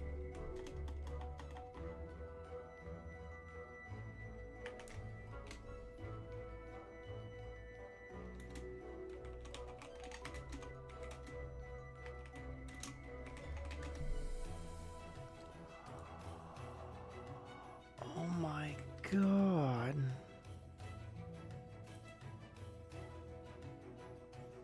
Dude. That is crazy. Like, are you telling me, like, lower than 10 was 50 years ago? Jesus Christ. Well, yes, I don't want to get political. It's fine. I'm going to leave it. God damn. Are you telling me you have to get like a 25% annual increase to not only keep up with inflation, but get any kind of annual increase at all? Like, if your pay this year is, I don't know what the fucking pay looks like, but let's say like 10,000 this year, it's like 12,500 next year. That's crazy. Oh my god.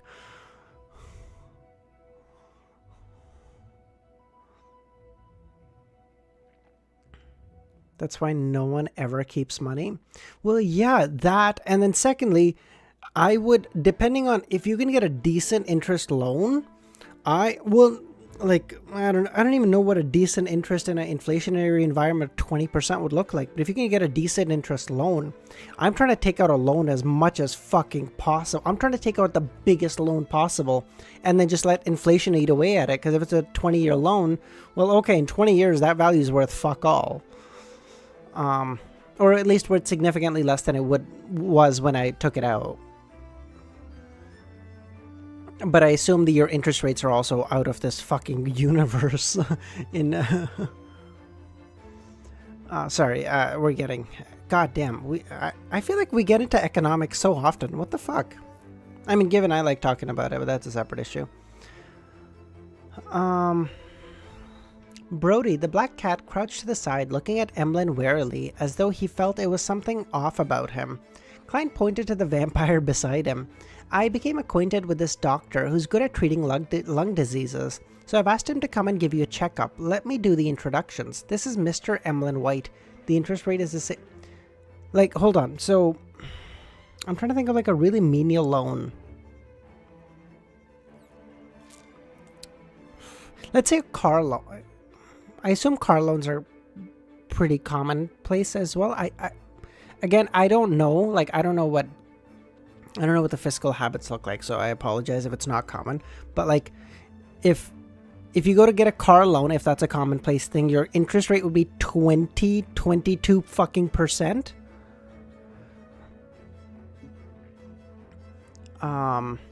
Is that so? You actually remembered this? What a good child. Doris happily invited the two inside. Child? Klein's mouth twitched, but he didn't say anything. On the way into the living room, Emilyn whispered, the patient's problems are irreversible. She's very old and rather weak. Even if I give her the medicine, she would only be able to live through this winter. She would pass away in 3 to 5 years. Oh, yes, I forget. Charging. Dr.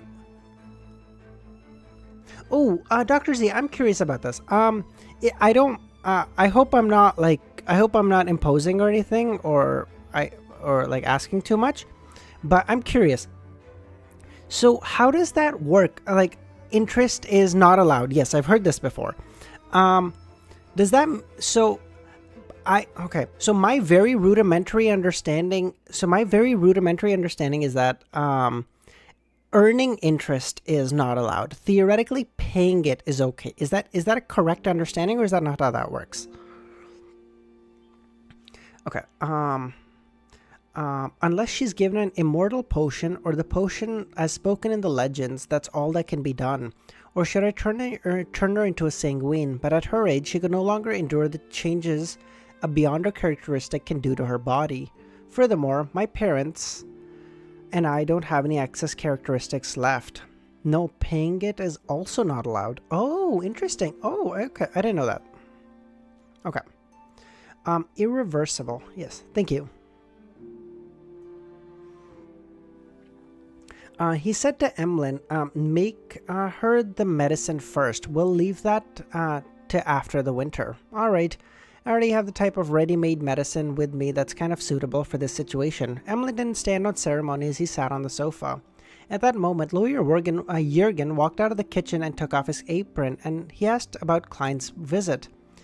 Dr. White, what do you think of my grandmother's lung disease? Jürgen asked. Emilyn was obviously very experienced in such situations. He first explains the in and out of lung disease, and most of it flew past Jürgen's head. He said, what she needs most is warm and healthy air. That's my most sincere advice. In addition, I have special medicine that she can take for free.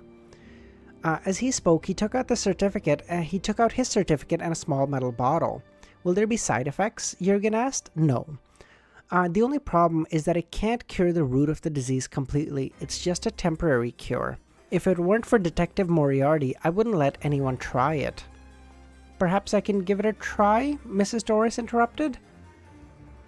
Jürgen, who glanced at Klein, who performed a divination prior to this, nodded affirmatively. All right, Jürgen had made his decision. He watched warily as Mrs. Doris drank the bottle of medicine and carefully observed her reaction. There wasn't much change to Doris at first, but she gradually began to feel her breathing lighten.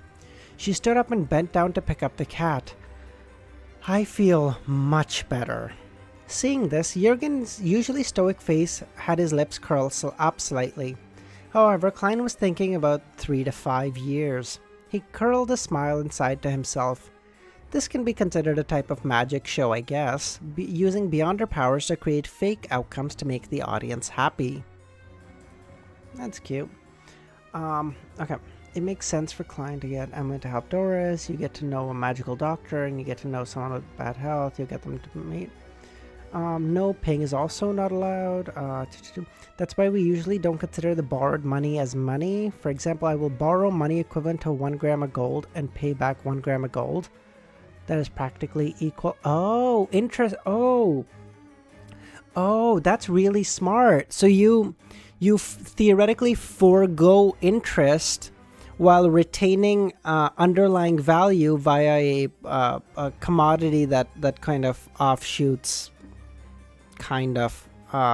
inflation, like precious metals. Ah, cool. Whenever Klein calls Emilyn Mr. White, I keep thinking of Walter White. I know. I have the same problem, Elish. Like, Mr. White, you can't keep getting away with this.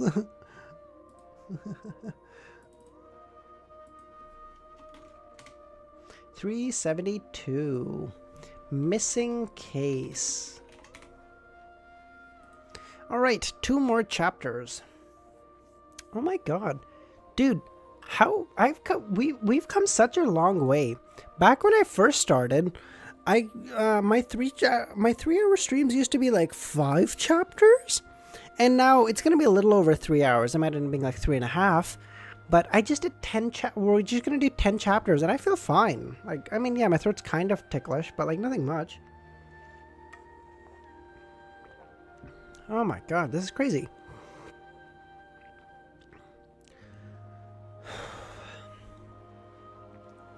After waiting for more than half an hour and confirming nothing unexpected had happened, Klein and Emilyn White left lawyer Jurgen's house and proceeded in silence, each of them preoccupied with their own thoughts. Soon they arrived outside 15 Minsk Street. One could say I'm digesting, and I'm borderline sick. Yeah, I'm not I don't know. I don't think I'm sick, such as no, maybe borderline. Because what's happening is like my nose is stuffy when I first wake up. Like maybe for the first, I don't know, an hour or so. Like now I feel great, but like when I first started streaming, I was like really stuffy, but I feel good now.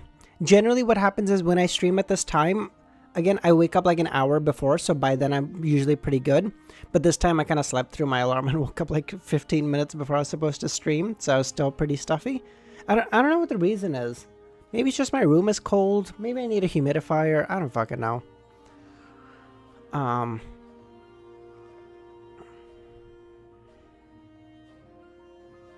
Yes. After waiting for more than a half hour and confirming that nothing unexpected had happened, Klein and Emilyn White left lawyer Jurgen's house and proceeded in silence, each of them preoccupied with their own thoughts. They soon arrived outside 15 Minsk Street. The vampire put his fist to his mouth, coughed lightly, and said, "The payment has been paid. I hope we won't meet again in the future." That sounds pretty cool, but Mr. White, have you forgotten something? I will visit Bishop Utravsky every now and then, and I hope you will not be at the Harvest Church when the time comes. That way, I don't have to busy myself with finding a way to resolve your psychological cure. Emilyn White's expression suddenly became very strange. He stayed silent for 2 seconds before raising his chin and saying, "We have many powerful mysticologists among the Saint Queen. I will write to them for help." Mysticologists. Jesus. Before he finished speaking, he pressed his hand to his chest and bowed to bid farewell. Turning around and taking a few steps, he slowed down, turned his head, and said, "What were you cooking over here?" Bone beef radish soup with rice and chili from the Fainer Highlands," Klein answered. Emilyn frowned and shook his head. Chili peppers aren't things fancied by the sanguine. Frankly speaking, it's hard for me to imagine a vampire eating chili peppers. Of course, I could occasionally imagine a vampire holding a steamed bun and enjoy chewing on garlic and onions, Klein silently lampooned. Emlyn White thought for a second before he lowered his voice and said, "Last night, I thought over things for a long time and found out that you didn't actually do anything, so why are you asking for compensation? That old man would have let me leave at any moment." "No, that's not how accounts are done. Your parents assigned me to find you, not to save you. In the end, I found you. According to our contract, the reward belongs to me. Besides, if I hadn't reminded you, you might have stayed in the church for weeks or months before you realized you were free. Furthermore, you wouldn't have noticed the seed planted in your mind. Are you hinting that my intelligence isn't up to par?" Emlyn's face twisted. "No, I'm saying it directly, dumbass." Klein smiled, but didn't say anything. He opened the door and went straight to the kitchen, his mind full of the clear and alluring soup, the white rice, the soft yet chewy beef, the marrow hidden deep in the bones, the sweet, refreshing radishes with meaty flavor, and the shredded chili from the Fena Potter Highlands. God, I'm starting to get hungry. Fuck. In the spicy hot shreds, there was also pink rose salt and green parsley leaves. On Thursday morning, as promised, Klein went to the value for money coffee shop in the East Borough. Old Kohler, who was still wearing the same jacket as before, was sitting in a corner, matching tea leaves that barely tasted with a loaf of black bread.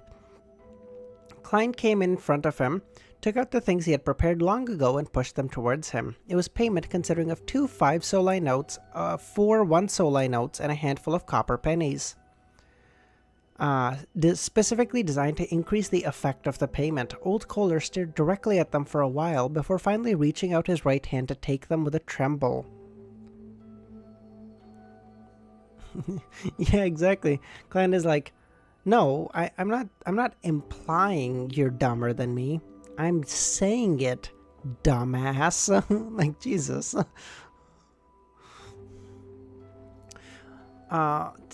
He took the money. He looked at the money over and over again. He raised his eyes.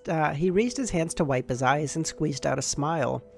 "At the dock, we carry heavy goods and do some troublesome cleaning with our feet in the cold and dirty water for a solai a day.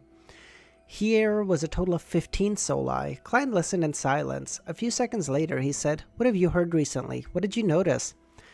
Like, you think about the difference in this, where Klein gave this guy 15 solai, which is 75% of a pound. Yeah. 12. Yes. 75% of a pound. And this guy's like tearing up. And then Klein got 30 pounds and he's like, they only offered 50 pounds to find this dude? What the fuck? the duality of mankind.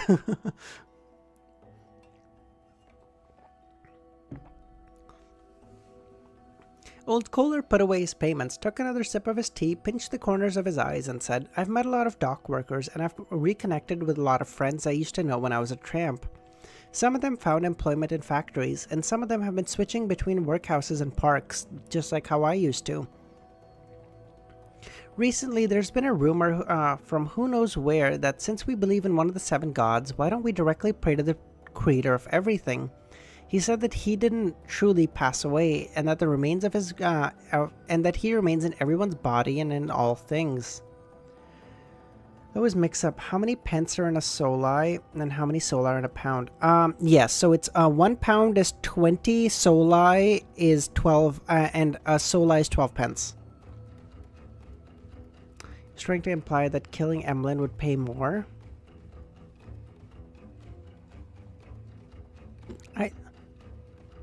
I don't think that's what he was implying, is that?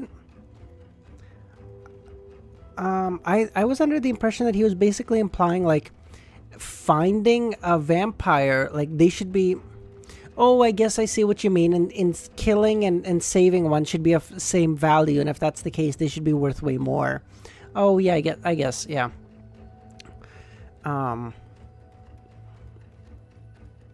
Praying to him will result in our redemption. Not only will we enter his kingdom after death, but we'll also have a better life before. For example, we don't need to work so hard and we can have butter and oily meat every day. Is this some theory that the Aurora Order's been passing around? After what happened in Lanovis, they began to pay attention to the poor in the East Borough, hoping to use them for certain purposes. I wonder if the three churches have noticed this. They probably have.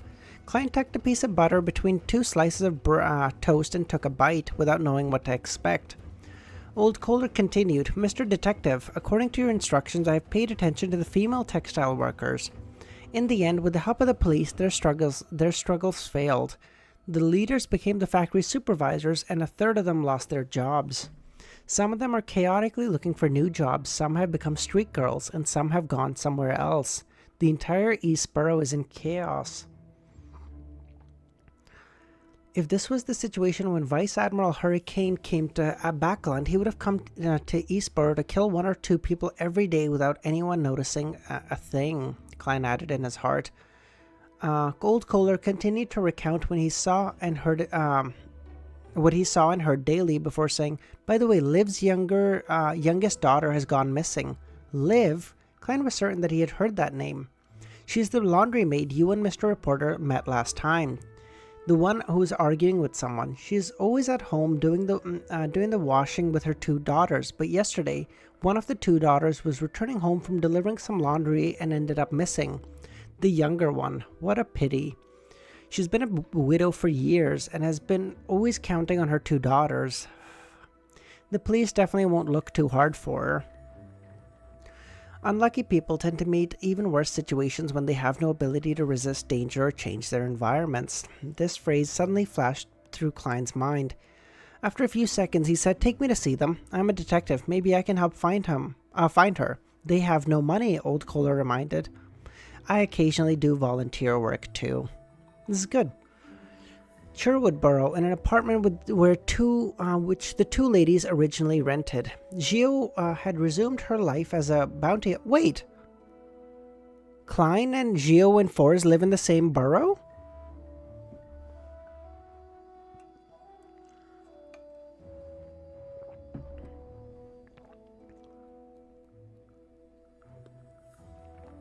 Forrest hastened the pace of her new book, hoping to save the money she needed for beyonder ingredients required by the Trickmaster potion. But writing a book wasn't something one could write that easily. Forrest scratched her hair irritably and decided to go out for a walk and seek out inspiration. Cool. As she walked, she found that she had unknowingly traveled to a familiar place. Diagonally headed ahead of her was the Yosifov Clinic, a fairly large private clinic where she had worked. Each borough is the size of Tingen, with some being like twice the size. I think they said like the East Borough is the biggest or whatever, and it's like twice the size of Tingen or something. So it's really big, but still, okay. I didn't know that. Cool piece of info. After staring at it for a while, Forrest thought of the old lady who had guided her into the Beyonder world. She turned into a small alley on the right and took a shortcut to a nearby street. The two sides of the street had leaves fluttering down the parasol tree. It was a relatively quiet place. Forrest remembered that the old lady lived at Unit 39. Back then, she would occasionally visit personally to deliver medicine, give injections, or even to help with daily chores. It's been almost 3 years. That place should have been rented out again. There might be several changes in tenants. I still remember when I came to tidy up the place, to tidy up the items she left behind. I discovered many things about mysticism. Forrest walked under the nearly barren parasol tree and slowly approached Unit 39. She recalled her experiences. She gradually gained some inspiration for writing. At that moment, she saw an old man in a heavy woolen coat and a black half-top hat standing in front of Unit 39. He had rung the bell several times. After a few minutes, seeing that no one was opening the door, the old man with blue eyes shook his head, turned around, and answered in puzzlement. Still no one. He suddenly noticed Forrest, who was looking at him nearby. He hurriedly walked over, gently and urgently smiling. And he said, "Beautiful lady, do you know this district? Have you seen Lobero and Olisa?" Olisa? Isn't that the old lady's name? There haven't been any tenants in this house lately? After some deliberation, Forrest said, I don't know if the Mrs. Olisa, the one I know, is the one you're looking for. She lived here for a long time, but she passed away 3 years ago. 3 years ago? What about Lobero? The old man had wrinkles at the corners of his eyes, as he hurriedly asked.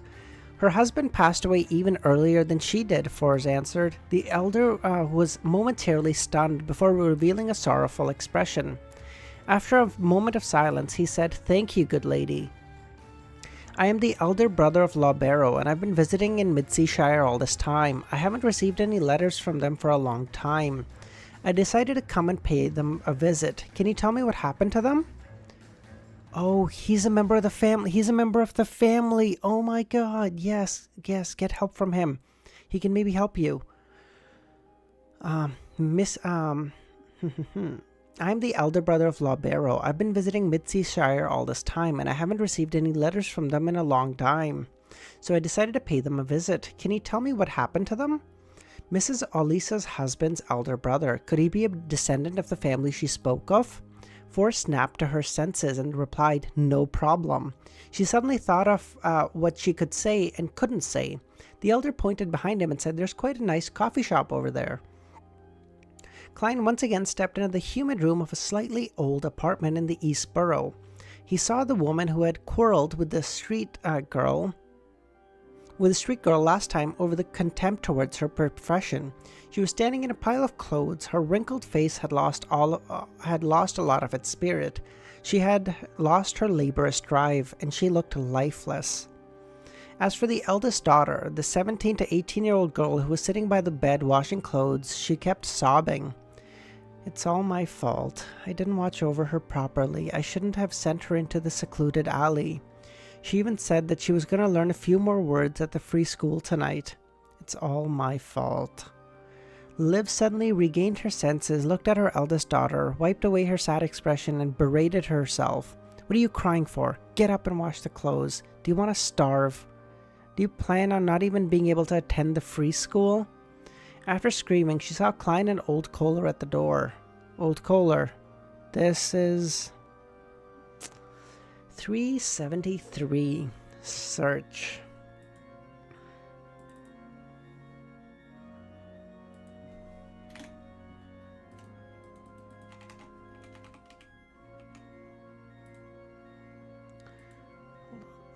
Okay.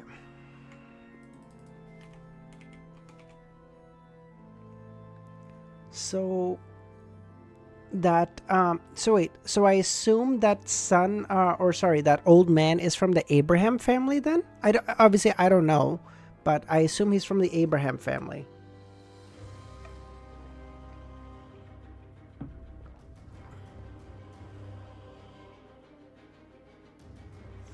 Okay. Old Kohler seemed to be slightly afraid of her ferocity as he subconsciously took a step back. Liv, this is a detective, and he wishes to help you find Daisy. Oh god. Alright, listen, this is for the next 6 days, this is what it's gonna be, okay? It's gonna be 2 streams a day, like it normally is, of 10 chapters each, which is like 30% more than normal, because I am finishing volume 2 before I leave. That way, when I'm at the start of the new volume, even if I'm reading sporadically, it's not as bad. Because it would fucking suck, both for you guys and me, if I have to do like a 3 chapter stream every 2 days or whatever. At the end of volume 2, holy fuck, that would be miserable for everybody involved. Especially, you guys already know, so it'd be kind of miserable for you. It would be definitely miserable for me, because I could neither enjoy the time I'm spending with my family, nor would I enjoy the streams I'm doing, because I'd be fucking pissed both ways. So we're finishing this piece of shit before I go. I don't give a fuck. Yeah, it's 120 chapters in 6 days, averaging 20 chapters a day. Again, that sounds like a lot, Milosh, but I do 15 chapters a day regularly. So if I push a little hard, an extra 5 chapters, that's doable. You guys can confirm. For the past, 3 weeks, I've been averaging 15 chapters a day.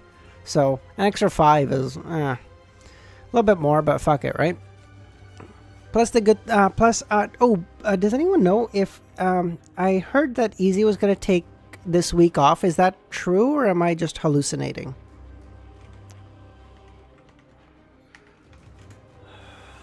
Okay. Liv's wrinkled, peeling face turned to Klein, and she said, "We've already made a police report." Although she was perhaps in her 30s, she appeared to be in her 50s. Jesus Christ, that's so mean. That's true? Okay.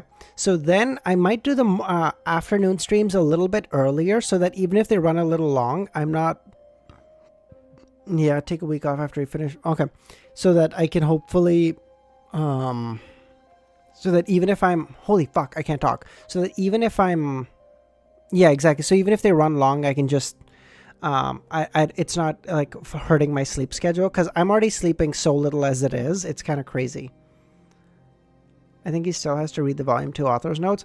Okay, yeah, like I'll read like the author's notes. I didn't read the first one on stream either. Are you guys okay? Just so I know for future reference, are you guys gonna give him a CCP version of the volume 2 notes as well without the name or whatever the fuck? Because so that I know in the future when we talk not to give him the fucking name.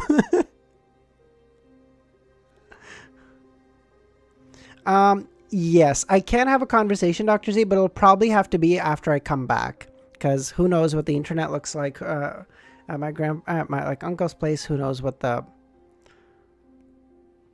Yeah, yeah, I know. They gave him, like, that's something the author wants you to know, and they took it from him. What the fuck?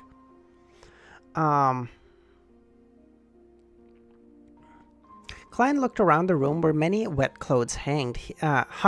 He vaguely remembered the last time he was here. There had been a 13 or 14-year-old girl carefully holding a crudely made home iron to iron the clothes which had been wrinkled from hanging to dry. Her hands had been covered with burns. She's the missing Daisy.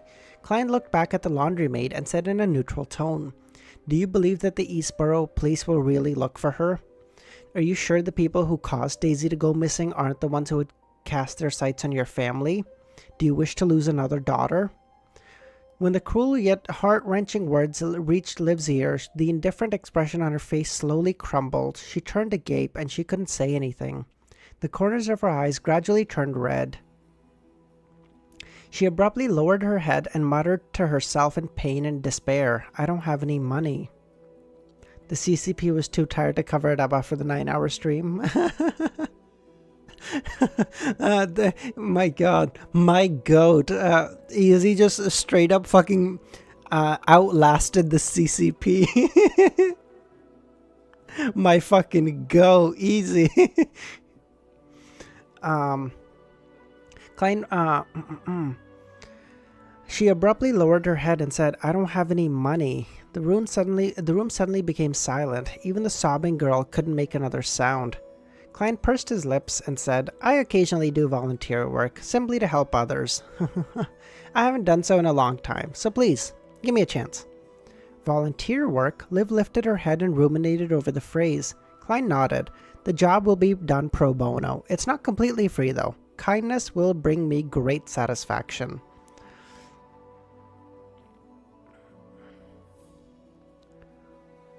Since you have no other problems, why not give it a try? Or sorry, since you have no other solutions, why not give it a try? She has a lot of other problems. Liv was silent for a moment. She raised her hand, which had wrinkled from being soaked in the water for a long time, wiped her eyes, and said, "Mr. Detective, you truly are a kind and good gentleman." Her voice suddenly choked with sobs. "This is what happened. At midday before yesterday, at noon, Daisy delivered a load of washed laundry under Freya's lead. It was just outside the East Borough, and they needed to cross several streets. In order to rush back for lunch, Freya chose a secluded alley. Who the fuck is Freya? Is that the older daughter? But a momentary distraction left her realizing Daisy, who had been following her, was gone. She retraced her route but never found Daisy, and Daisy hasn't come back yet. Where did this happen, Freya? The girl Freya had already stood up. Her eyes were red and puffy. She sobbed and said, right here in the Broken Axe Lane, Mr. Detective. Will Daisy be okay? Probably, Klein replied without much of an expression. He looked around and said, do you have anything that Daisy often carries? I can borrow a police dog. It has an excellent sense of smell, and it can be used to find a person with a lingering scent. No. Liv thought for a moment and said with a sad expression. Freya once again shed tears. She felt as if the situation had turned into one of despair again. Wait, there's something. Daisy's vocabulary book. Vocabulary book? Old Kohler asked. Liv sniffed and said, I make Freya and Daisy attend the free school at night. I can keep washing clothes, but they can't keep doing the same. The lady's a good mother. Klein couldn't help but sigh. Like, their situation is worse, but she's at least attempting to give them a better future. Like, she's basically their equivalent of Benson, right? Like, Benson, obviously, it worked out a little bit better for him because he was younger. He had a little bit more dearth of knowledge, a little bit better circumstances, whatever. But, like, she's really attempting to do her best for her kids, too.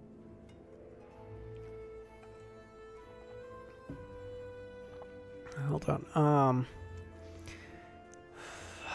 I guess it's to emulate when it was being serialized because the volume titles were being dropped at the end of each volume. People were complaining about her being a bad mother, and Cuttlefish was glorifying her. Can you believe this? Poor mother's doing Yeah, I know. She's doing so much. It's not her fault.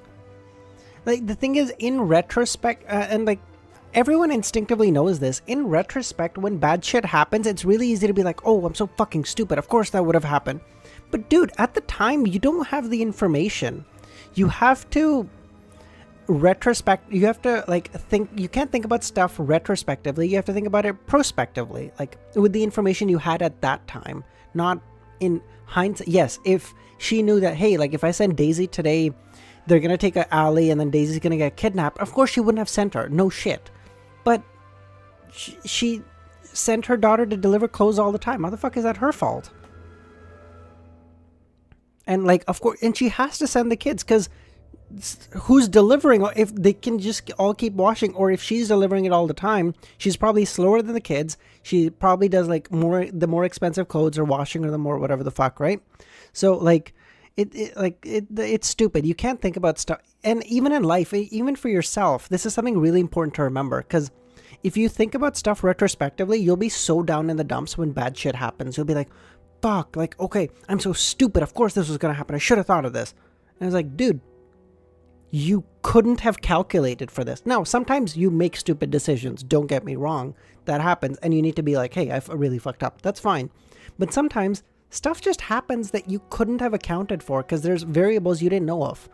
If that happens, you just say, fuck, man, I tried my best.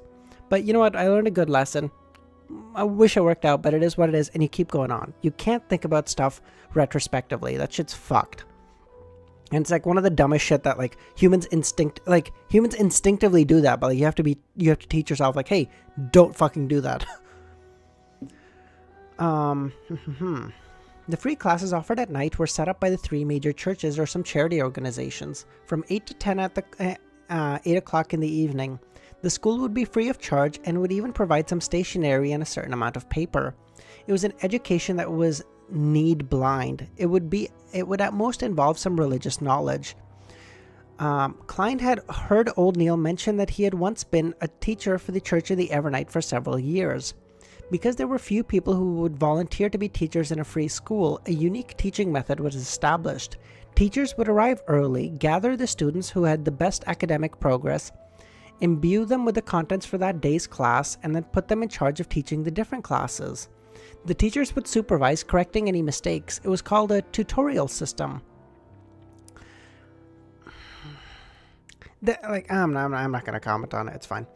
Corresponding to the free classes that were the free organizations such as the Technical Workers Workshop, which were truly accessible to the poor and one of the few outlets to escape from poverty. Unfortunately, there were too few similar organizations, and it was difficult for them to play a substantial role. At that moment, the sobbing Freya added, Daisy loved studying so much.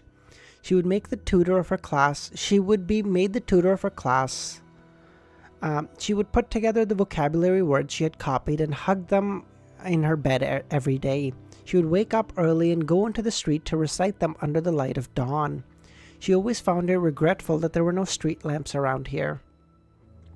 Oh, that's sad. That's so fucking sad. Jesus Christ. I will say, when Cuttlefish writes about like sad shit like this, it's so fucking sad. It's like actually heralding to listen to. Jesus Christ. And it's always about poor people and stuff, but like, fuck, it is so sad to hear about. As she spoke, Freya rushed back to her bunk bed and took out a stack of crumpled paper from under the tattered pillow. Due to it being a humid environment for extended periods of time, the words that were copied on it had already smudged. The edges of the sheets of paper were worn out, as though they had been written on, as though they had been turned over and over by someone for a long time. Mr. Detective, is this okay? Freya handed Klein the so-called vocabulary book, which had no binding at all, and anxiously asked. Yes, Klein answered. He was unable to comfort Freya. Although it wasn't the kind of items Daisy carried around all the time, it was something that accompanied her all this while. Moreover, it had been projected with Daisy's strong will. It was excellent to use as a dowsing to seek her out. He did a lot of research into the poverty into the Victorian era. Yeah, like that, I can't remember, but like that stat that he gave that like, what was the, I'm going to get this wrong, but it was like 1 in 6 or 1 in 3 women between the ages of 15 and 55 had at one point been a street girl in Victorian England, and then at the bottom was a footnote that said, this is a real stat. It was like, what the fuck? Excuse me? Jesus.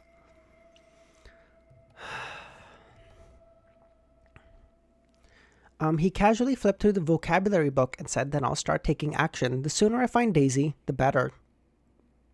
Liv and Freya were unable to find words to describe their feelings. All they could do was watch over Klein and Old Kohler leave, repeating the words, thank you, Mr. Detective, and thank you, good gentleman. After leaving the environment, Klein turned to Old Kohler and said, you should pay attention to those female textile workers who have lost their job. Especially those who have neither found new jobs nor become street girls. Pay more attention to those who have gone off to unknown places.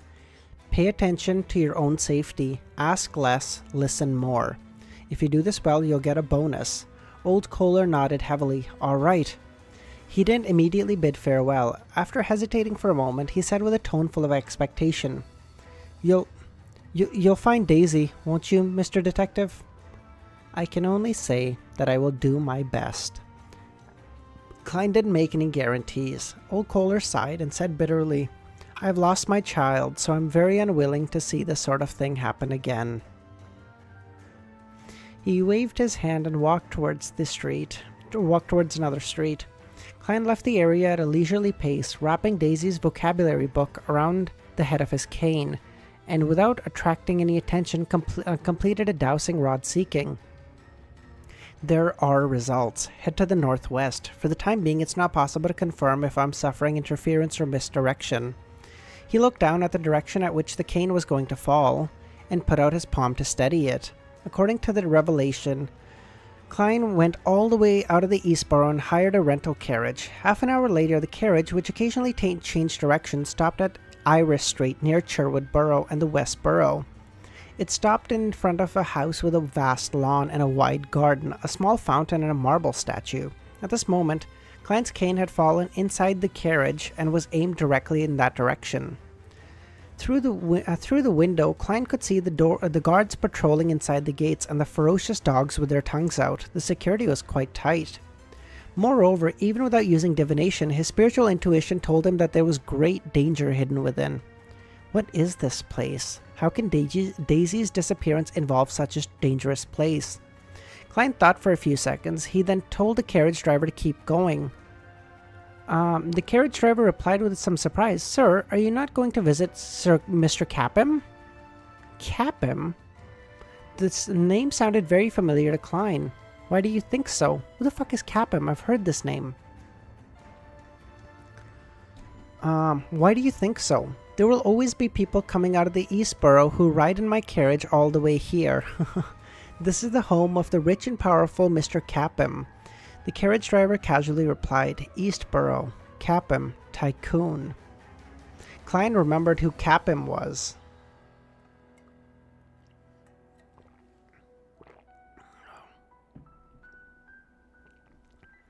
There were many rumors that he was the leader of a bloody organization which was stained with blood.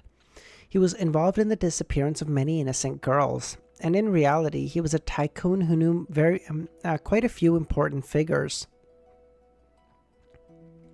Without saying another word, Klein leaned back against the wall and half closed his eyes.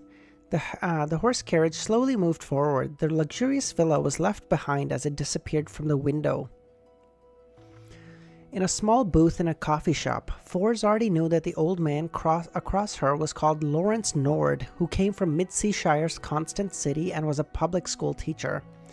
He didn't know that Mrs. Alyssa's husband was dead, nor that Mrs. Alyssa had inherited his estate and become a beyonder.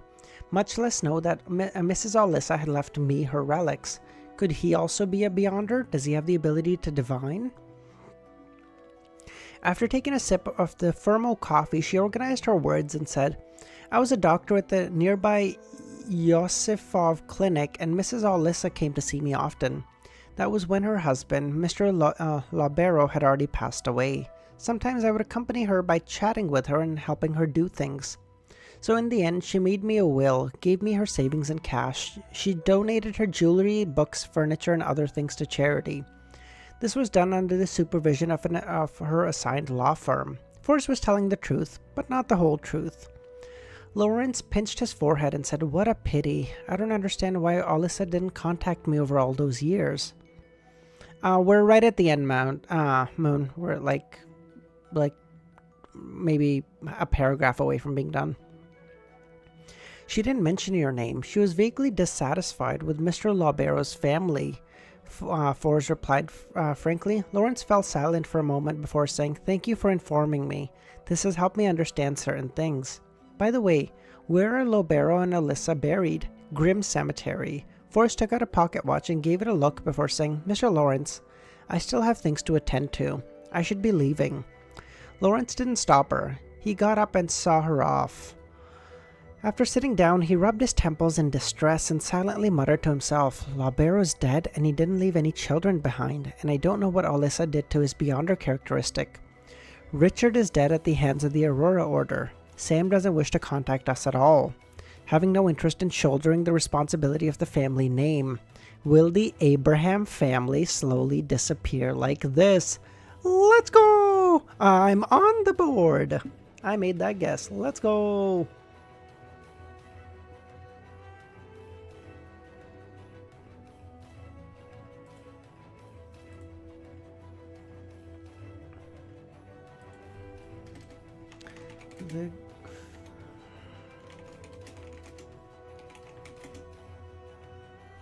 The lady that gave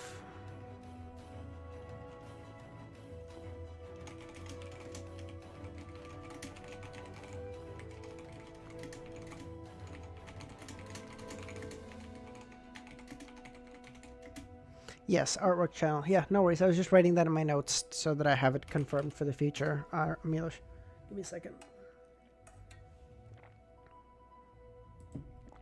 Let's fucking go. All right. I feel like I feel like my theories have like a pretty good rate of success. I don't know what or maybe that's just like or maybe that's just bias. I don't know. I can't remember. But like I feel like I have had pretty good success in my theories in recent time.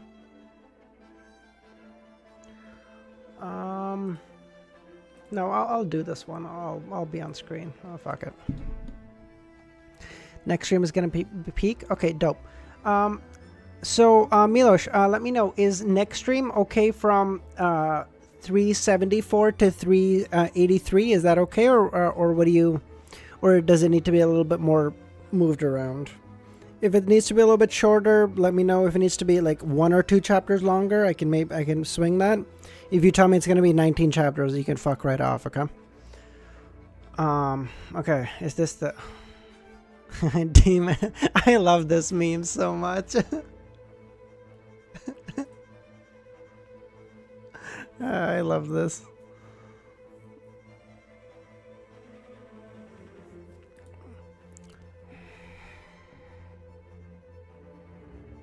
A wreath. When will the next stream be?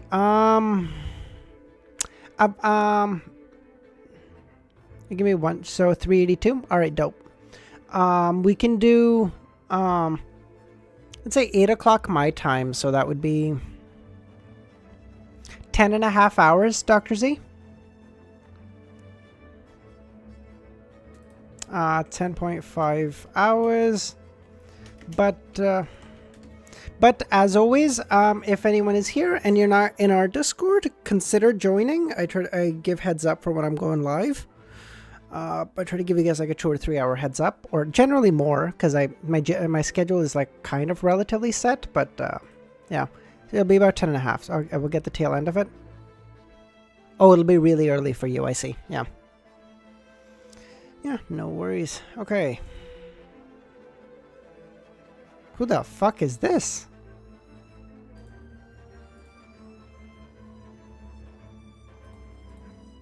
Who is the blonde-haired guy?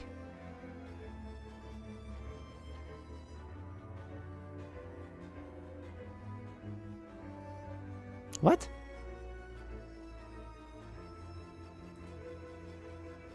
What is happening? Leonard. Aw, that's so cute.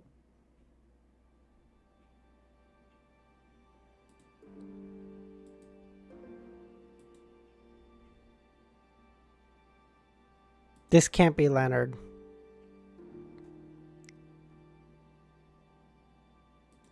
You're okay. It's fine. I feel like we have this problem every single time every single time I check artwork. I don't know. That's really good. I assume he's like morning done, and if it's flamboyant, it's Leonard. Okay. Morning done, and Klein. Oh my god, that's really good. Excuse me? Oh, if it was a little bit bigger, I'd be able to use this as like the bottom image. That'd be dope as fuck. Oh, that's real. As the artist, as a creator, has authority on whatever they look like. Oh, I guess. Yeah, I mean, fuck it. This is also really good. I love how in everything he just has red gloves now at all times. Love that. Very good. The thing is very beautiful. CW, I don't believe I've seen you here before. Thanks for popping by. How you doing? You caught us right at the tail end of a stream, so no more chapter readings. We're just going through the art. Can't wait for the Donghua, the first proper interaction between Klein and Leonard. And this guy, he seems gay. Hey, he's just a little colorful, okay? God. People are so judgmental around here.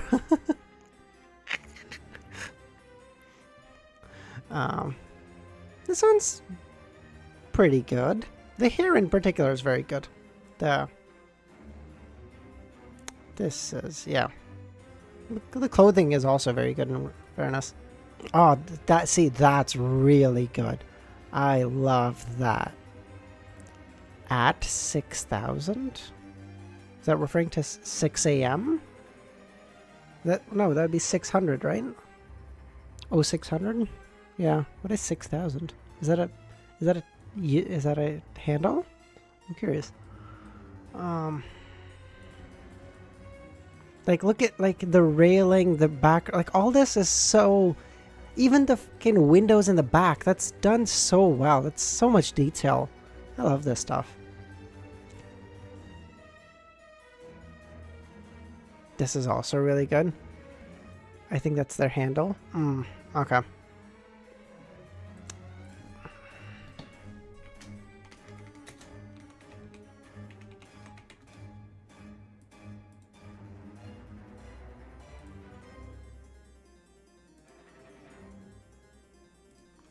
Yeah, whatever. This is also really good.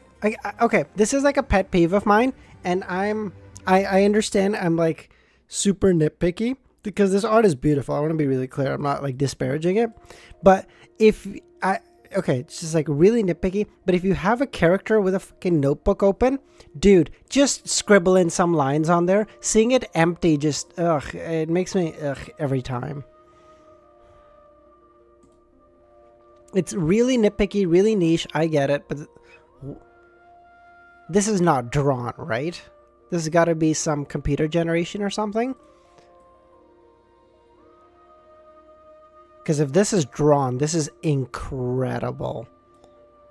This is like crazy good. That's official art. That's crazy.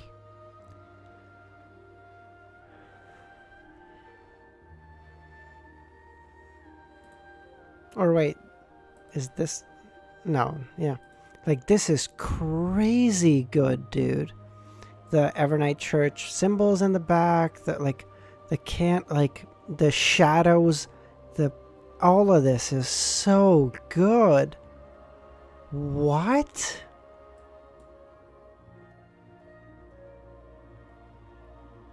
Oh, very...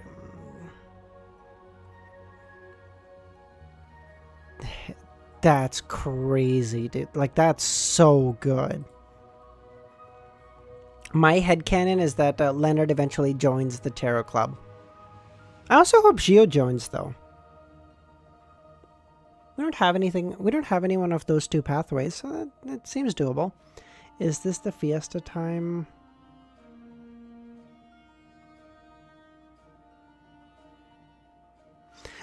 So I assume you're asking like what time I stream CW. So generally I do 2 streams a day. So there's gonna be another stream in like 10 and a half hours, give or take, like by like 10 minutes or so. Yeah, exactly. The softness, particularly on the face, is what makes me think. He's it's computer generated, but I mean it can just be extraordinarily well done. Is this the first time you've... yes, this is the first time I'm reading Lord of the Mysteries, CW, yes. We're gonna be finishing up volume 2 in the next week.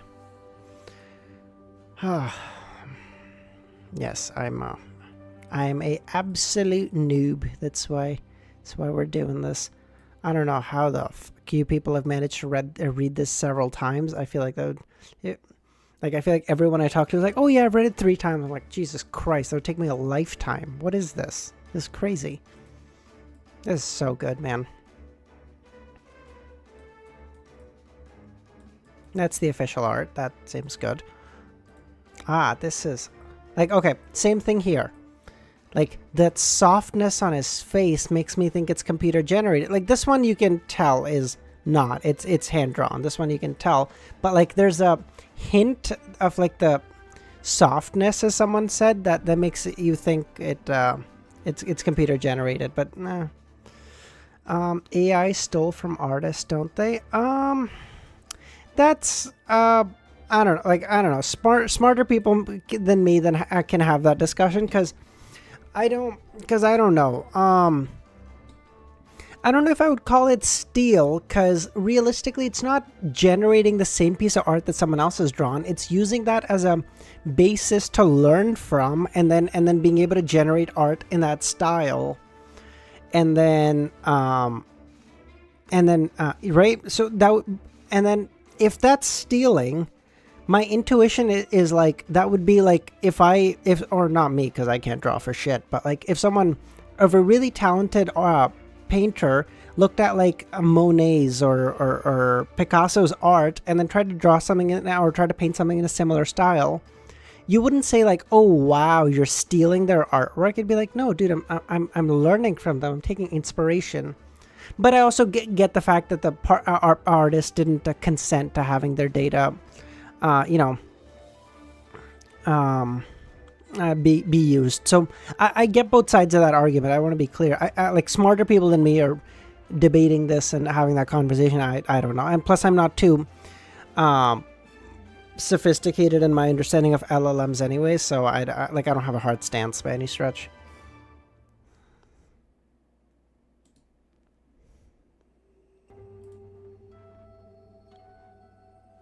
Wow, this is so good. This, man, this makes me think. This looks a lot to me like a God of High School type of art style. Do you guys know what I'm talking about?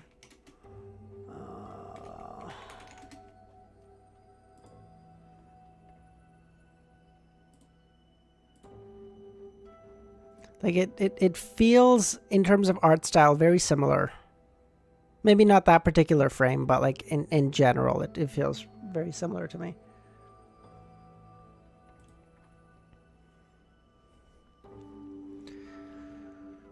I've read like a time and a half.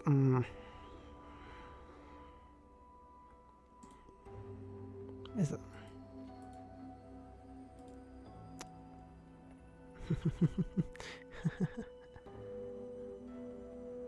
This is I love it. I love this kind of like more. Again, I've said this like 40 times now. I'm gonna stop saying this. But like this abstract style art, this is so cool. I just love this stuff. How much fucking Leonard art is there? What the fuck? Yo. Okay, he really does look like Eisen in certain frames. Queen, I don't know if you're still here. If you are, he may hold a candle to your husband. I don't know. Always has a flower. Yokaso. Jesus Christ, that is interesting. That is interesting. Oh, that's really good. This is so cute. Leonard is the second most character with art. Can I know who's first? Is it Klein or is it someone I don't know yet? It would be unbelievably fucked if it's someone I don't even know yet.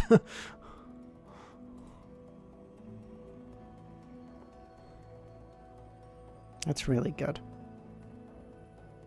Leonard is super popular because artists link gay characters.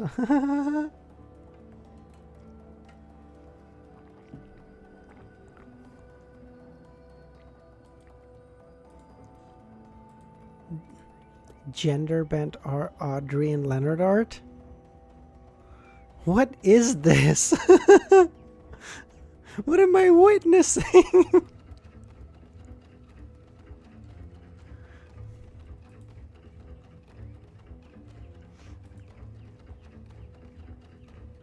Oh wow, are there like... Is this like a character guidebook? What is this? Because like I've seen several snippets of it of like different characters having their own page. What is this?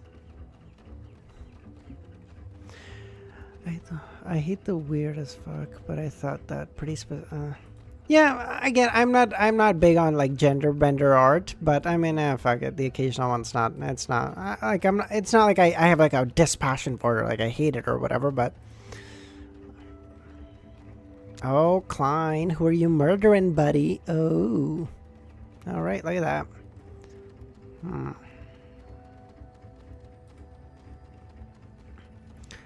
Leonard can be MC to my... It's not...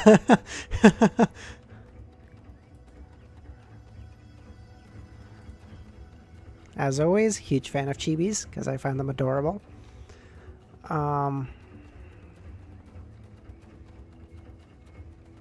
Here is Old Kohler.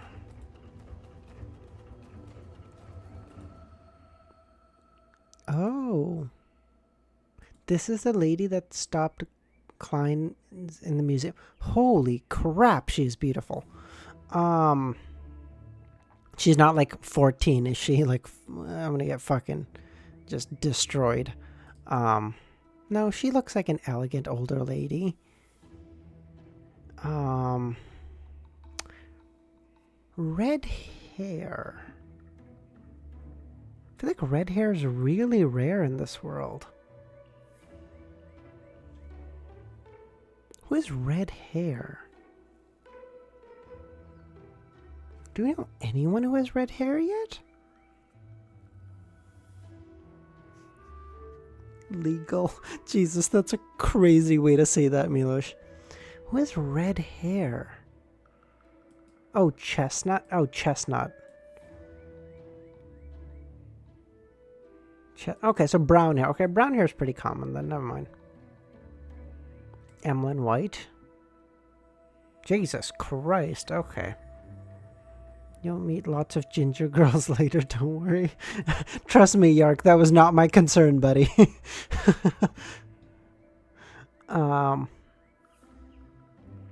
This is really good. This is really good. Can they summon bats? Like, do they have just a... Can they summon bats when they, like, open their wings or whatever? Do bats just show up out of nowhere? It's like, Jesus Christ, that is heralding. Oh, that's the doll. Why does he like dolls so much? Is he a creep? I mean, you're allowed to like dolls. I want to be clear. I don't just... Emilyn is super popular for fangirl. That makes sense, but that's just kind of a thing with vampires, right? Like, vampires are just popular with, like, in fiction with girls. For what reason, I couldn't fucking tell you. I don't know.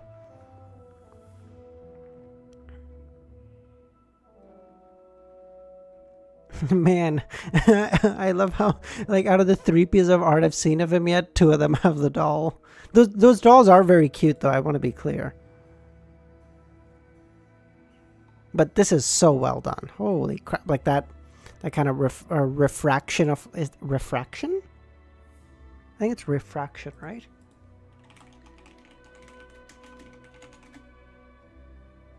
No, that's not it.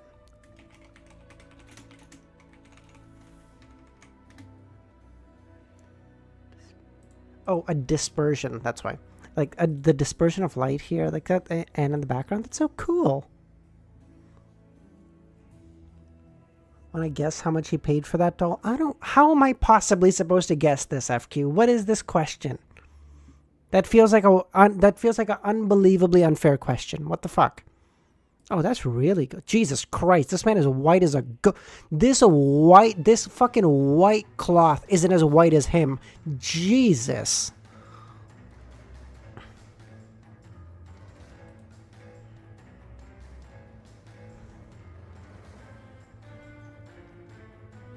This motherfucker could walk outside and everyone would be like, that guy's a vampire, stay the fuck away from that guy. Jesus, look at him. That doll costs half a sequence 9 potion. What is that, like 150 pounds? A sequence 9 potion is like 300? Maybe 2. No, I feel like a sequence 8 is like 300. No, I don't want to say like 150 or something pounds, something approximating that. Maybe 200.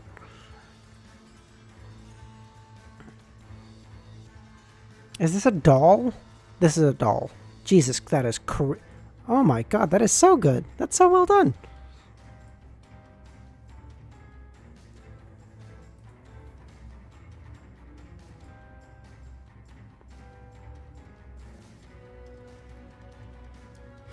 JBD's IRL in real life are quite pricey, even with lower production costs. I'm pretty sure they can be easy. Like, what the fuck are JBDs?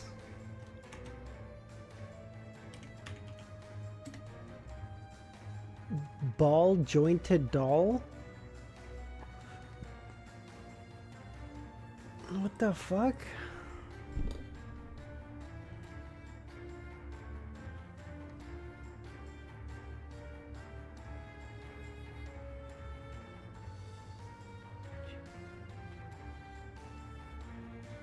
I love BJDs, bro. They're super beautiful. I love... no, it's fine. I was gonna... it's fine. I was gonna make a crude joke.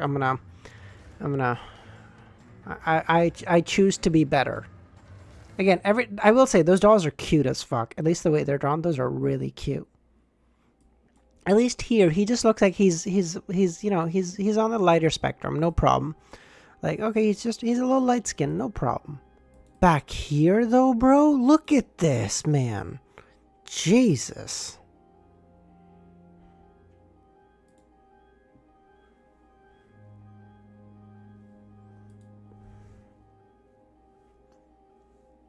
A low-hanging fruit, FQ. Low-hanging fruit. I choose not. I choose to be better than those simpleton jokes. I never liked dolls as a kid. Only plushie and soft animal stuff items. Yeah, yeah. My niece is the same way. My she doesn't like dolls very much. She loves like she has like this giant fucking like 3-foot giraffe that we got from like a carnival. Like it's I mean giant is relative, you know, because it's bigger than her. Like she adores that thing, and she has like so many like Peppa Pig stuff and whatever. So like she adores like soft stuff, but she's not a huge fan of dolls. Is there like a standard fucking cutout of that doll? Have I seen this before? No. There's like a because that doll is eerily similar in like every painting. Or like every drawing. This is so... They're so similar.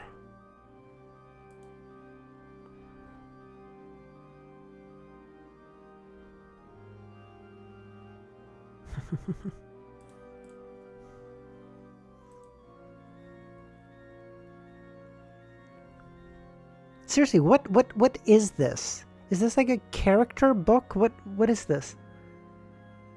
You would like Sharon, I think? Wait, for what reason? What? I do like Miss Sharon, don't get me wrong. Miss Bodyguard, my goat, but... Those are some really long... Oh, now that you mention it, Milos, what... Milos, what the fuck? Hold on.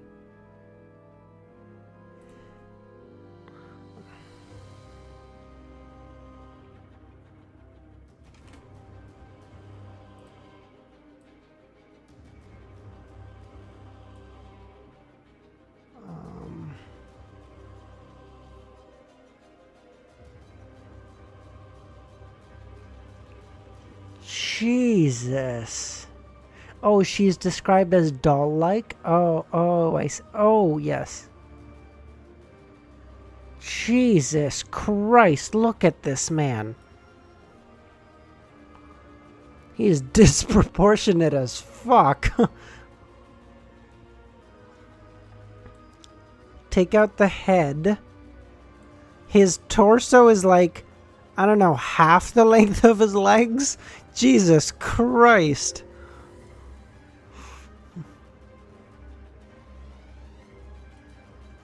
She looks like the doll from Bloodborne. Oh yeah, someone did tell me. Wait, no, I said this. Yeah, she looks just like she looks just like the doll of Lady Maria.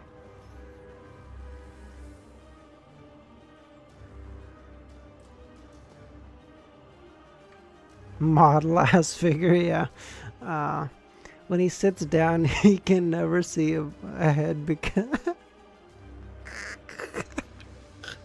Not even that, but it'd be like... You're sitting beside him, and it feels like he's like 3'6", because, you know, because his legs are all his height. And then he stands up and he's like a normal height, and you're like, dude, you're disproportionate as fuck.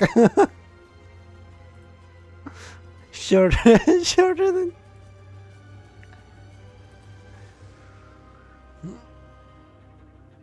Oh, God. All right. Oh, God. His knees form a wall in front of him is fucking hilarious. Oh, God. All right. Gender-bent art. Emilyn is the only... All right. I think we'll leave it there, everyone. Thank you so much. Have a great rest of your day or nights. Thank you so much for tuning in. We'll have another stream in 10 hours at this point. I hope to see you then. We're gonna make a hard push over the next week to try to push through oh, Fair's bye. we'll talk later, Devil. All good. Yeah. Thank you so much. If you're not in our Discord, consider joining. Thank you so much. Link is in the description. Have a great rest of your day. Thank you so much, guys.